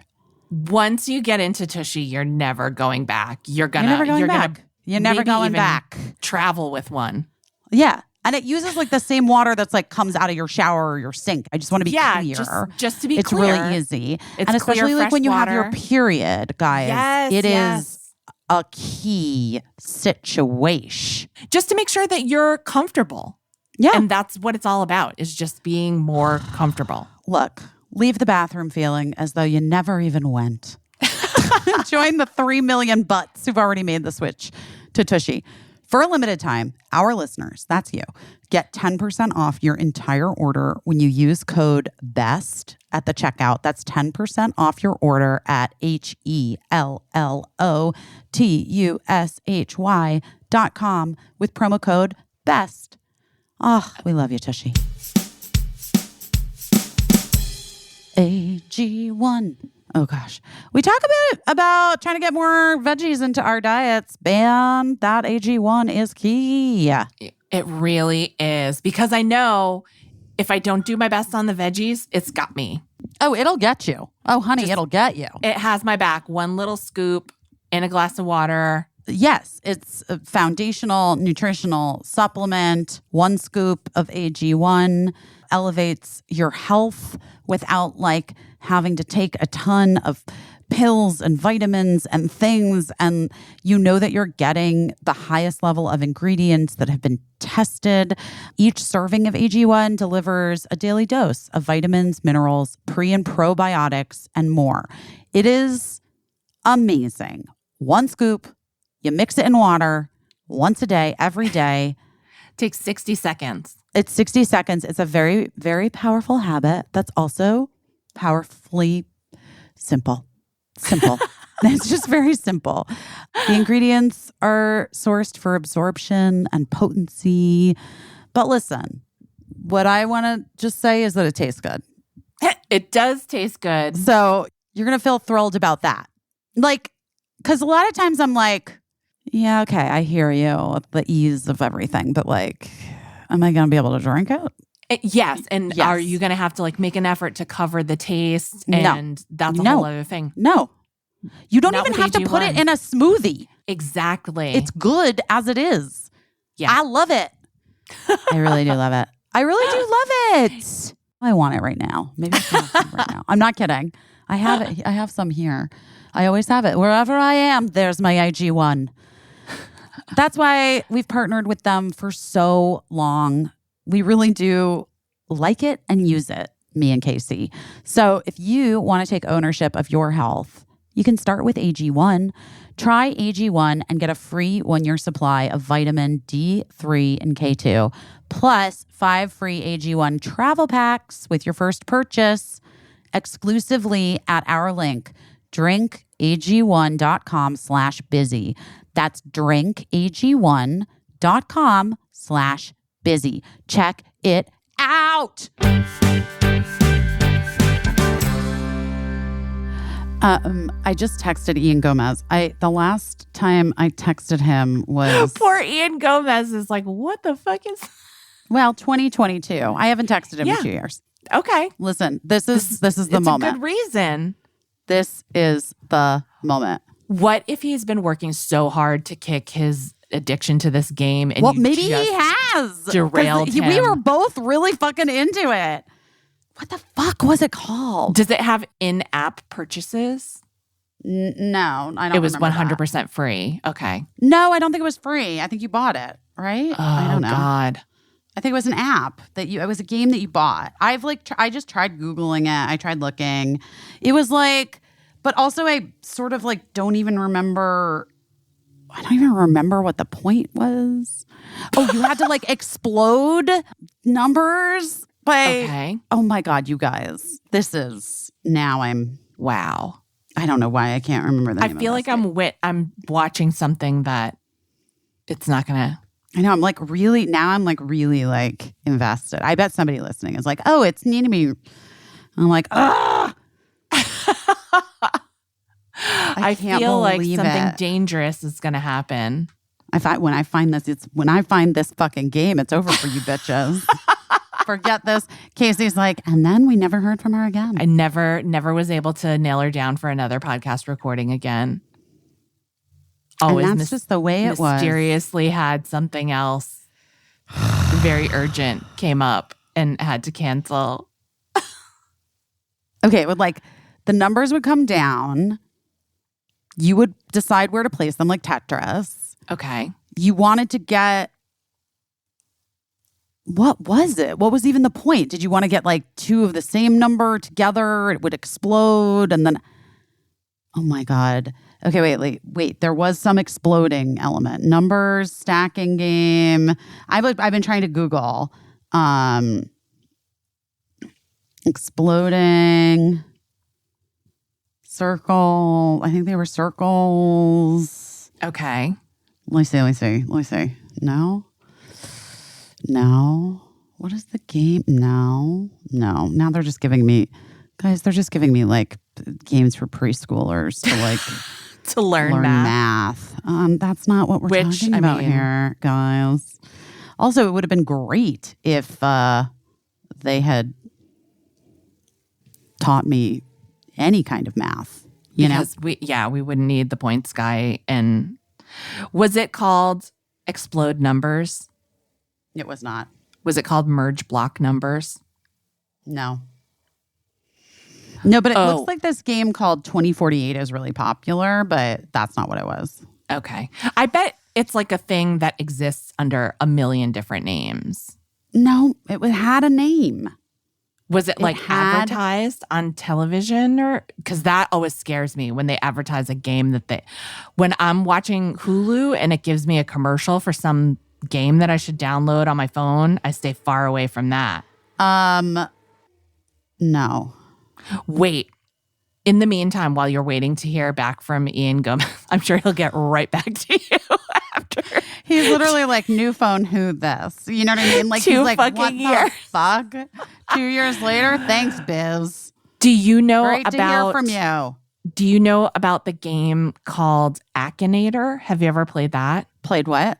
Akinator? Hackinator? Nope. Akinator. Akinator. Akinator. Akinator. Interesting. That is the most insane app. And that is the one that I had to delete from my phone because it's like a genie. The game is like a genie. And then it asks you questions about, you think of someone in your mind. And then it asks you yes or no questions and it guesses who I know you're... the Akinator. Yeah. That was the Akinator was so big with Birdie, of course. Of course. Yeah. When that was like, but that was also Ian Gomez. Oh Jesus, wait. I can't remember. Oh my God. The Akinator is, if you've never played it, I love the Akinator. it's so freaky how it knows. One time I got Paul F. Tompkins in my mind and it guessed within like, obviously he's always on my mind, but how would Akinator fucking know that? It guessed it in like 5 questions. Yeah, but it asks these questions and then it just like, how does the Akinator work? It probably like looks on your phone. It probably like searches all my searches and is like, this bitch that's right. loves That's right. Paul F. Tompkins. Yeah, that's right. No, I think you're right, actually. I don't know, but it freaked me out because it was always like if it took more than 10 questions to guess who I was thinking of, it was shocking. Shocking. And I think it's dark magic and yeah, Birdie always loved to stump it. That was her favorite thing. I never stumped it. I never successfully Birdie stumped could it. stump it. Birdie could stump it. Wow. Well, maybe because if she was playing on your phone, maybe. I don't know. I'm trying to think of reasons why it would work so well, but I just think dark magic is the best answer and to stay away from it. And to not. The number exploding crunching game, also clearly dark magic. It's erased itself from history. Erased itself from history. It's gone. It's because gone. it knows it did bad. God. But something so good. Annoying. You know what I'm going to do today? Huh? What? I'm going to drive myself in the rain to Target because you know what they have in their cheaply made t-shirt section? A Frog and Toad t-shirt. And I believe it's from the cookies story where they eat too many cookies, which is one of my favorites. Speaking of which, I just ordered way too many Girl Scout cookies. It's for a good cause. How many? Sure. How many boxes did you order? It was like free shipping weekend or whatever. And my friend was like, my daughter's thing is free shipping weekend. Here it is. And she had sent it to me before and I had ignored because I was like, I don't need that temptation in my life. Right. And also like, they'll call you back. Like we were just saying about the CIA. The Girl Scout cookies will knock again. They keep knocking. They knock and knock and knock. But I love that. How did you know that their Frog and Toad is at Targ's? 2 of my favorite Instagram accounts are like one that tells you what's new at Target, and then you can immediately try to go to your Target and see if it's there. So that's where Unless I saw you live that. in New York City, good luck to you. Good luck to you. And then the other one is a person that makes the most gorgeous arrangements of Trader Joe's flowers and tells you what the flowers are at Trader Joe's. I know. I want both of those accounts to follow. Thanks. And then, they'll be like, make the most gorgeous, like it looks like a $200 arrangement, and it costs them like $24. Which you're like, that's a lot for Trader Joe's flowers. That's a lot for a flower budget. But when you think if someone sent you those flowers or you sent them to yourself, it would be a couple $100. And you can buy it with your Amex 4X points cards, and I think it'll count as groceries because it's a grocery store. So it'll count as groceries. It'll count. So then suddenly Matthew brought me home flowers from his store for Valentine's Day, and they were like pink and orange roses, like not pink and orange mixed roses, like the roses were part pink and part orange, each flower. And they're so gorgeous and so pretty and like just as good as like if he had sent flowers. It was a little bit of a job, like putting them in the vase, whatever, but you can make some really beautiful arrangements for yourself. And I would always do Trader Joe's for dinner parties and stuff. Trader Joe's flowers for dinner parties. That was always my go-to. Yeah. You just gotta eat, like, if you're not a person who lives near a place that has like a flower district or whatever. Yeah. Because even flower districts, like even if you don't have the thing where you're like I don't think it was called 2048. No, this was not it. He's wrong. He's not listening to me. Ian Gomez not paying attention. Not paying attention. Although this is right. This is the exact same thing. Yes, but it was different. Different.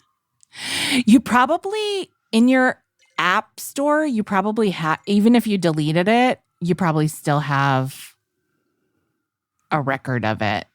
Because and then he's like, and I was like, yes, but it was different. And he's like, and then what? And then I said, wasn't it? But then also it was a solid 12 years ago. So I do, so I do hear that like it's probably not. Okay, wait. So tell me about how'd you find out about the t-shirt though? I saw it on this Instagram account where this person was like, run to your Target, Frog and Toad t-shirts. And here, Frog and Toad is one of those things where I know this happens to little kids a lot, but Frog and Toad is one of those things where I'm always surprised that A, anyone else knows about Frog and Toad, and B, that people love Frog and Toad as much as I do. I love Arnold Lobel so much. I love his story as a person and who he was as a person. And I don't know much about him. He's a really interesting guy. And I think you do know a lot about him from reading Frog and Toad. You know what I mean? Yeah. That's sweet. I like that. Yeah. Well, let's read from his Wikipedia in case people.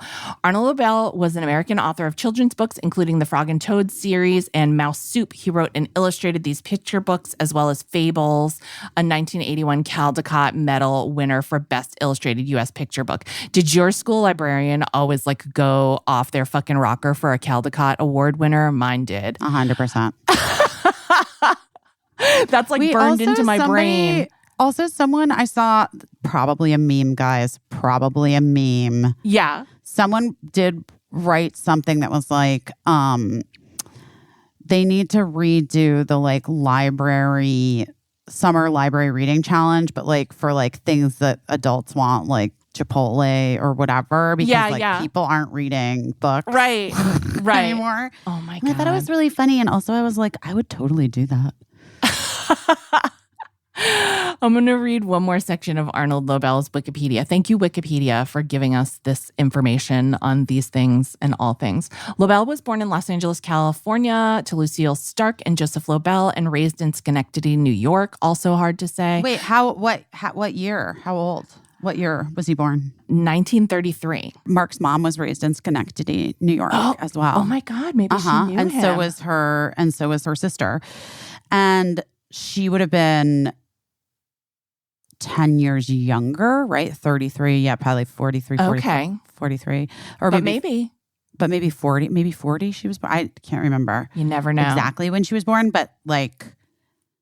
Schenectady Connection. Drop 7! Drop 7 it was called. Oh, thank God. I feel relieved that we know that. I did it! And by the way, thank you, Caissie, because I went through my app store. Oh, see? There you go. I went through purchases not on my phone. There you go. And it said you could download it again, but you're not gonna.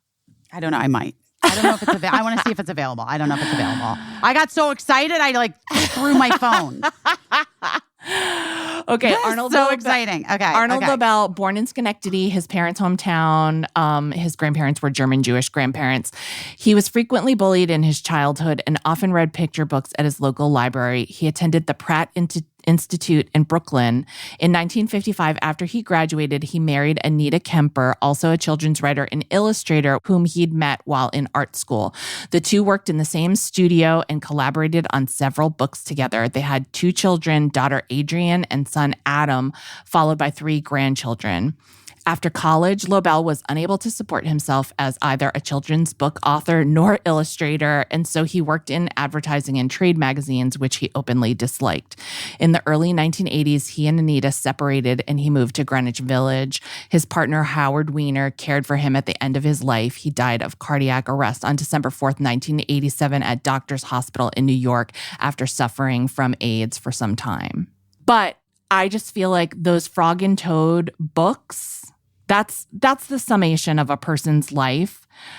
What I was saying was, I think you know him if you read the Frog and Toad books. I think that we talk so much about loneliness and the importance of companionship and friendship. And I think those books are like such a primer on fighting loneliness, finding your person, finding someone who sees you and likes you, even though you're a crab ass and you can't stop eating cookies and you always think nothing's going to work out. And there's this other half to you, maybe somewhere out there who's like, yeah, it might not work out. Let's keep trying. Let's keep trying. And I also can't stop eating cookies, like let's try not to eat cookies together if that's our goal, or let's try to make a kite that works because it's worthwhile. We'll fail 1,000 times. They're really magical books. I give a set of Frog and Toad books to everyone who's like under 15 years old. If I have to give you a gift, you're getting like a set of Frog and Toad books. I just think they're so exceptional. And I'm happy. I hope it's his estate that's getting money from like a Target t-shirt. I hope. Well, it's not like in the public domain. No, but I'm like, did they sell the rights at some point to like a big company or whatever? I hope it's his family getting money. I would really love like a stop motion animation Frog and Toad TV series or movie. That would be such a dream come true for me. I just really love them. It's really sweet. I love them. I know you do. They're really cute. I'm so glad you found out the name of that game, but I will feel so bad if you get hooked on it again. It doesn't exist. Oh, you can't get it anymore? No, there's a different one. That you're not downloading. I'm going to just see. I just want to see. Caissie! If it tastes the same. What did I was like, I have so much work to do. I have like to write this. I'm doing like a keynote at the ACLU thing in Chicago. I'm like I've got shit to do. And I'm just like, you can't get shrug emoji. I'm going to play this game where I'm like, numbering. You can't do it. Something with numbers. Oh boy. Let's just see. I'm just going to say. Only me. Oh my God. Who can see my activity? Only me. Add friends? Absolutely not. Sir, get out of here. You should add the whole Cougar Town cast and see what happens. Literally would be so fucking funny. Oh, this is it. It's the same. It's the same. Oh my God. Welcome to Number Drop. This looks so... Oh, honey, I know how to do it. Fucking, why are you giving me a tutorial? Stop. You're like, that's me. That's me talking to my GPS when I get to my neighborhood. I go from not knowing where I am to being so mad at being condescended to by my GPS. I'm like, I fucking know, turn into my driveway. Duh. I don't want to. Why is it making me do this? This is so stupid. Listen, it just wants to make sure it has its hooks in you. Okay. Come on, bitch. All right, we got it. Okay, fine. Okay, Jesus Christ. Like I don't know how to play this game. You know what, tutorial? I've been playing this game before you were even sentient. All right. I love it. I fucking love it. Oh my God. Love it. I love it so much. It's my favorite thing. I love to play the game. Well, I look forward to the next episode of this podcast that will 100% be an intervention. I do too. I really do too. It's going to be great. Well, I've already fucked up. I need to go back to I need to You didn't watch the tutorial. I did watch the tutorial, but I'm just like, I definitely I was better at it. You're rusty. You're rusty. a little rusty. I'm definitely rusty. I'm not thrilled. Should we say what we're doing our best at this week? Yeah, well, clearly I'm not doing my best at this because I'm in it. I'm back in. Wow. I love it so much. The rebirth of an addiction. It's really so much fun. To a numbers explosion game. Guys, I think you're going to enjoy it. Maybe you're going to be like, what the fuck is wrong with Don't get it. Don't touch it. I'm going to be the Nancy Reagan here and say, don't touch it. I think I got to delete it immediately. I'm already too deep in. Oh my God, but wait, I'm getting a good chain right now. And it's just, there's nothing like it in the world. You know what I mean? Yeah. But then you have to, don't you always wonder when you're just about to delete the app and you're like, I'm so sick of this. I'm so sick of sucking at this game. And then you get a good chain. Don't you think that it's just the thing knowing that you were about to give up and they're like, we got to throw her a bone to keep her on the hook? Like I don't trust. I never trust. And I feel like I'm being manipulated by the game. Oh, we're definitely being manipulated by the game. But honey, it's all a game. You know what I mean? Oh my We're being manipulated. Oh yeah, no. We're definitely being manipulated by the game, girl. Not only am I not downloading, I'm going to delete Snoopy Pop from my phone too. Because Snoopy Pop isn't even a game. It's not even, there's no skill. It's nothing. Yeah, I'm confused. I don't know what that is, but I'm kind of into it for you. I'm not going to lie. I like that you're like something that's like so sweet. Do you know what I mean? Like it feels really nice. I just want to see really Snoopy. Nice. It's just like I just want to visit with my friend Snoopy, but it doesn't need to be through some game app that's just stealing my data. No, it really doesn't. I mean, I personally am like kind of thrilled right now for my data to be stolen, but I don't know why I would be thrilled for that, but we'll see what happens. Well, I mean, listen, they probably already have your data. They're probably That's already what I mean. They have all of ours, guys. Yeah. Don't we know that? We know that. Yeah. Which is why the CIA isn't gonna call you about. They're not gonna call us. Yeah. I think it's all connected. It's all connected. Well, what are you doing your best at this week? Okay, I can tell you what I'm scammed. Not being scammed. What I'm not doing my best at is like I'm just going to be real honest. Like since we were talking about organization, and I haven't unpacked from last week in New York because the washer dryer isn't working, so I can't do that laundry. So everything is still in my bag, and I just felt like that was the best course of action, but it is like a source of shame for me. But luckily it looks so good in my bag. Like I'm happy to have my bag out and it's all contained, and I'll get to it today. It'll be easy. It'll take 2 seconds to unpack. It wasn't that long of a trip. But yeah, I mean, I guess I'm just doing my best with like letting things happen in the time that they're supposed to happen. Like so many things I've wanted to happen faster, or I think you and I talked about this recently where you were like, when is this going to happen? When is that going to happen? And I was just like, sort of for the first time in my life, I'm like, it's truly just going to happen when it happens. And like, it has to happen in a certain order. and there's no forcing it, and there's no forcing it to go faster, and it might even take longer than we were told or whatever for like just certain things. So that's just like with everything. Like the floor getting done in my house, it's just going to happen as it happens, room by room, and like wishing that it was all done now. It's not. That's a useless waste of my time as much as playing Snoopy Pop is, because it's just not going to happen. It's likely going to take a month of Sundays more to get most of the house done. Finding out like, you know, when certain job things are going to happen, it just, you know, I can be proactive, but I also have to be patient. Proactive, but patient. That's me. That's what I'm doing my best at. That's really wise.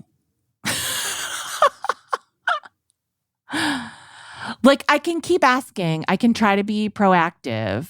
But the truth is, like, sometimes there's just not an answer yet. And so you just have to switch into that mode of like waiting for that answer. And again, being proactive, not dropping the ball on it. But like, I think that I'm in a better place of waiting for the answer because, again, conditions must be perfect. In the past, when I've been waiting for an answer, I would almost feel like, well, I can't do anything else. I can't accomplish anything else. I can't think of anything else while I'm waiting for this time to happen where I'm going to get an answer or where something's going to occur or something's going to be accomplished. I guess I'm getting better at that like liminal space and being like, well, I can't just sit here and be frozen in time waiting for this certain thing. The conditions don't actually have to be perfect. That's why I was like so admiring that like you're like, if I can't watch the Super Bowl, I'm going to fucking paint a shelf, you know? Like that is not that's not me. So I want to be more like that. And I think I've gotten better at like this week. I think I did a good job at accepting that certain things just take a certain amount of time. And next week I need to be better at filling up that certain amount of time, like productively in a way that I feel good about at the end of the day. Anyway, proactive and patient. What are you doing your best at? I mean, I'm already so impressed about the organization. I do feel like I did my best at being a mom last week. Yeah. And like honoring who my kid is.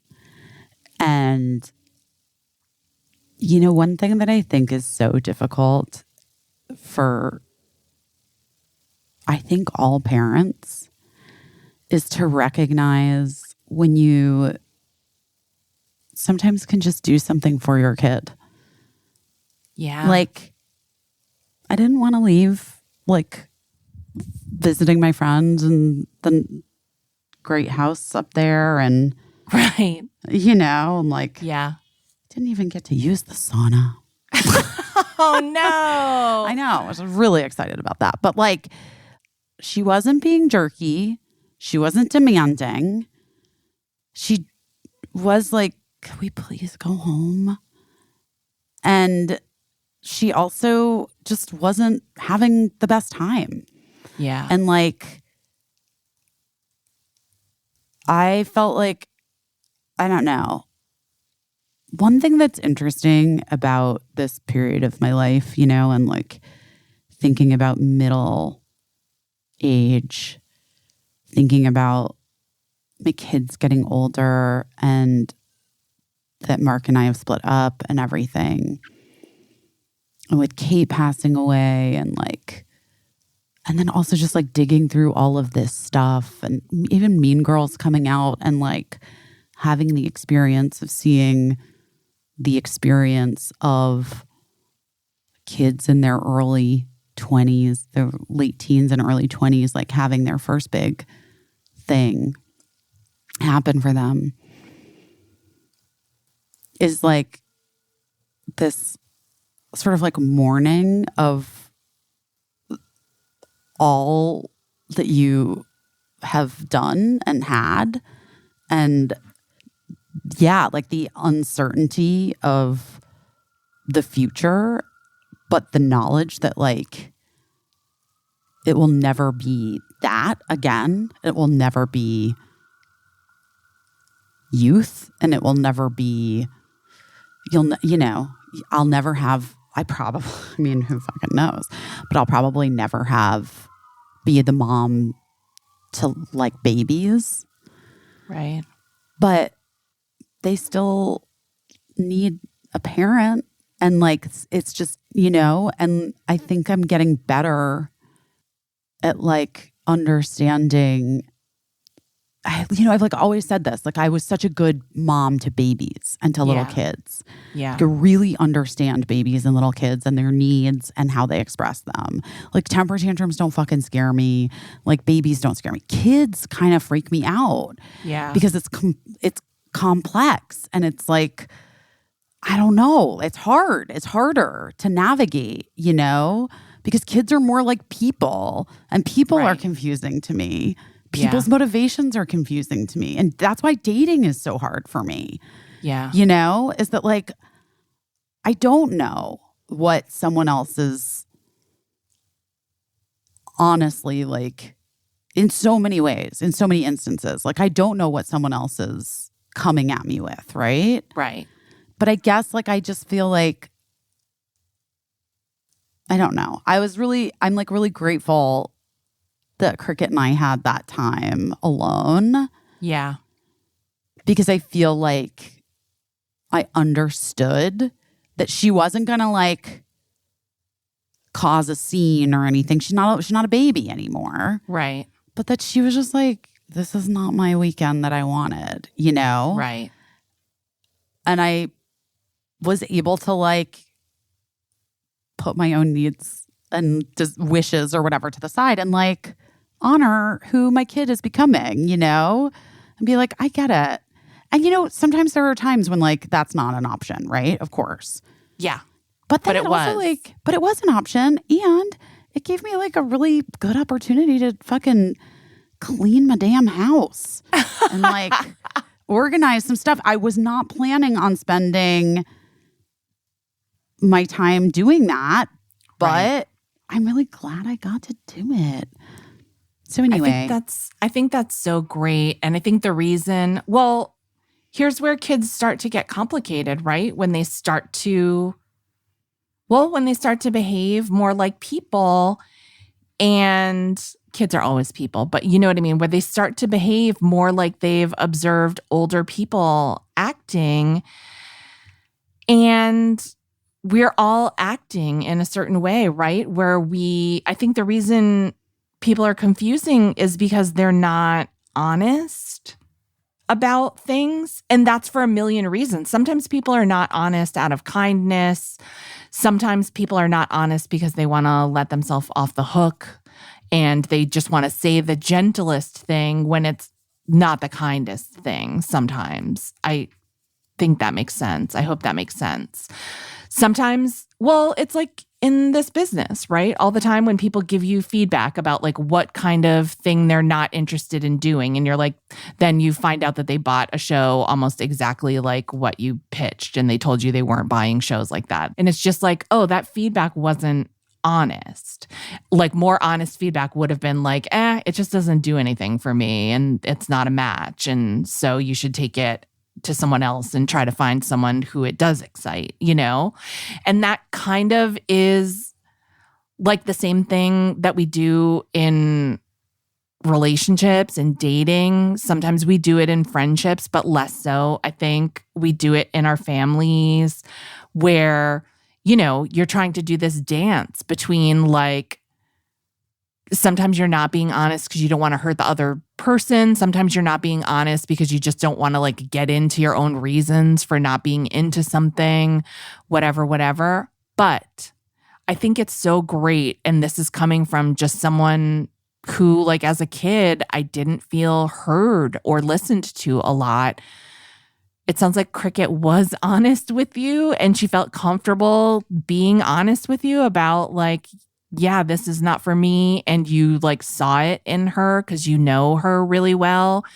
And then you like did what you could in that situation to be like, yeah, okay, this isn't for you. Like, it's such a big deal. And I think that, it's one of those things that it'll take like 20 years to pay off, but just that you heard her and like took action to like make it a little bit better of a situation for her is like a really big deal. Cause I think we forget that sometimes. I think you're right that you can just, and it's not indulging your kid or whatever. It's just the same as like if you were at a party that you didn't like the vibe at, you would be allowed to leave, Right.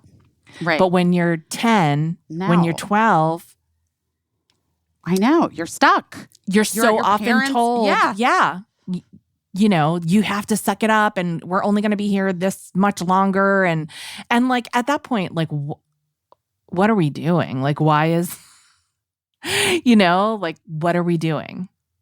What are we trying to do and here? And I also felt like if I want to go up and see my friend and like hang out with her babies at another time, like I now know either I should invite one of Cricket's friends to come with us. Right. Or like she's at that age now where it's not fun for her to just be like stuck in the middle. Hanging out. Yeah. Yes, just like stuck in the middle. Exactly. The 11th wheel. Oh my God. Stuck in the middle. I know.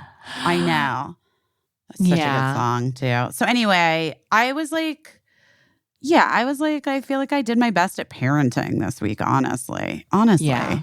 That's good. And I'm sure, well, having been the parent of a kid that age, they'll never be like, I really appreciate that you did this for me. It's a huge relief but you saw it. So I'm glad you were able to see it. I know she was getting like salty about how long it was taking for us to leave on Sunday, like when we were coming back. Because we went to some vintage places and like we were like having fun, like the teen girls and Michelle and me and Cricket. But then Cricket like hit the wall and was just like, I just want to leave. Like I'm not even, she's like, she's not a shopper really. You know what I mean? Yeah. We went to a used bookstore and she got some books. But she was like, when are we leaving? And she got like a little salty and I was like, listen girl, I hear the saltiness. I just want you to know, as someone who has changed their entire plans now to take you home tonight, I don't love it. I would reconsider the salty tone. And she's like, not being salty. And I was like, that sounds pretty salty to me. It's going to be like 20 more minutes, girl. You can chill. Yeah. Yeah. The teens want to try on some vintage Levi's. Okay? We're just going to do it. Oh my gosh. I know. But it was like, yeah, I feel like she was grateful because she really zipped it after that.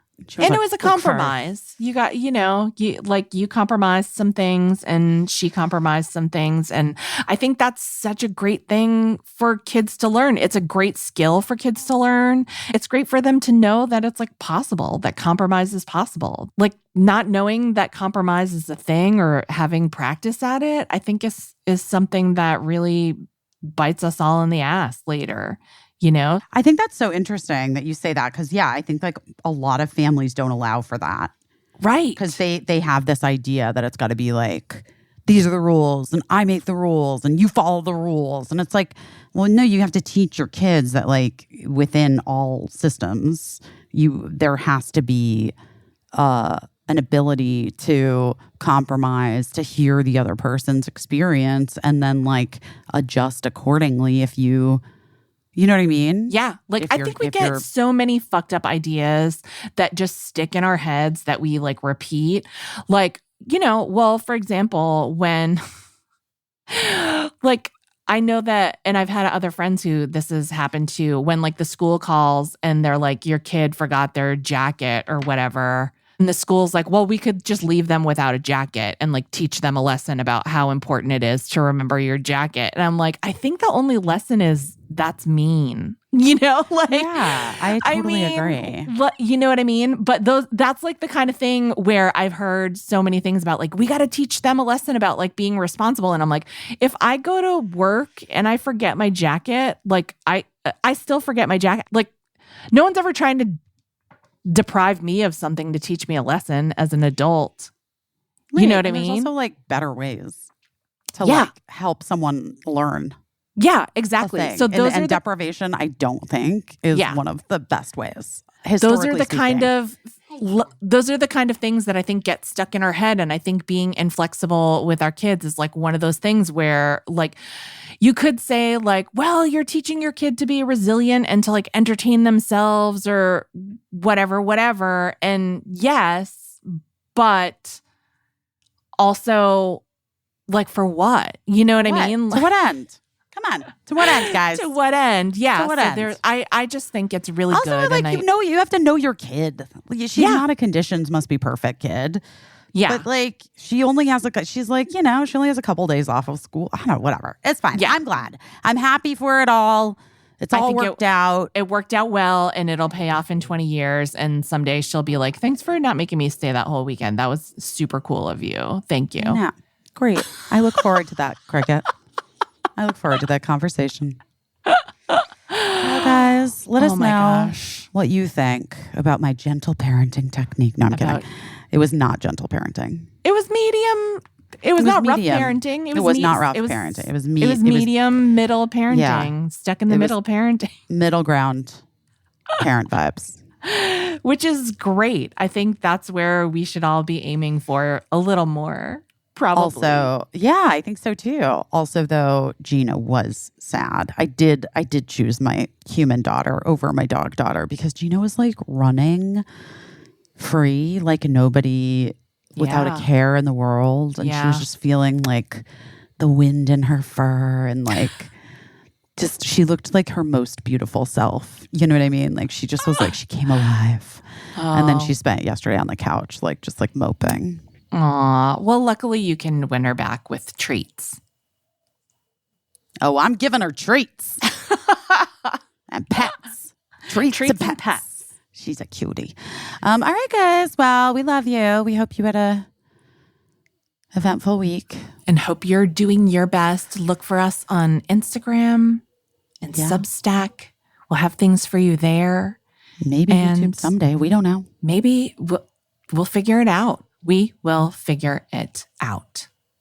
We love you, and we'll talk to you soon. Busy. Bye. We'll be playing that game, but I just deleted it. I just deleted it. Bye. Bye. I don't know what I'm doing, but I'm doing my best.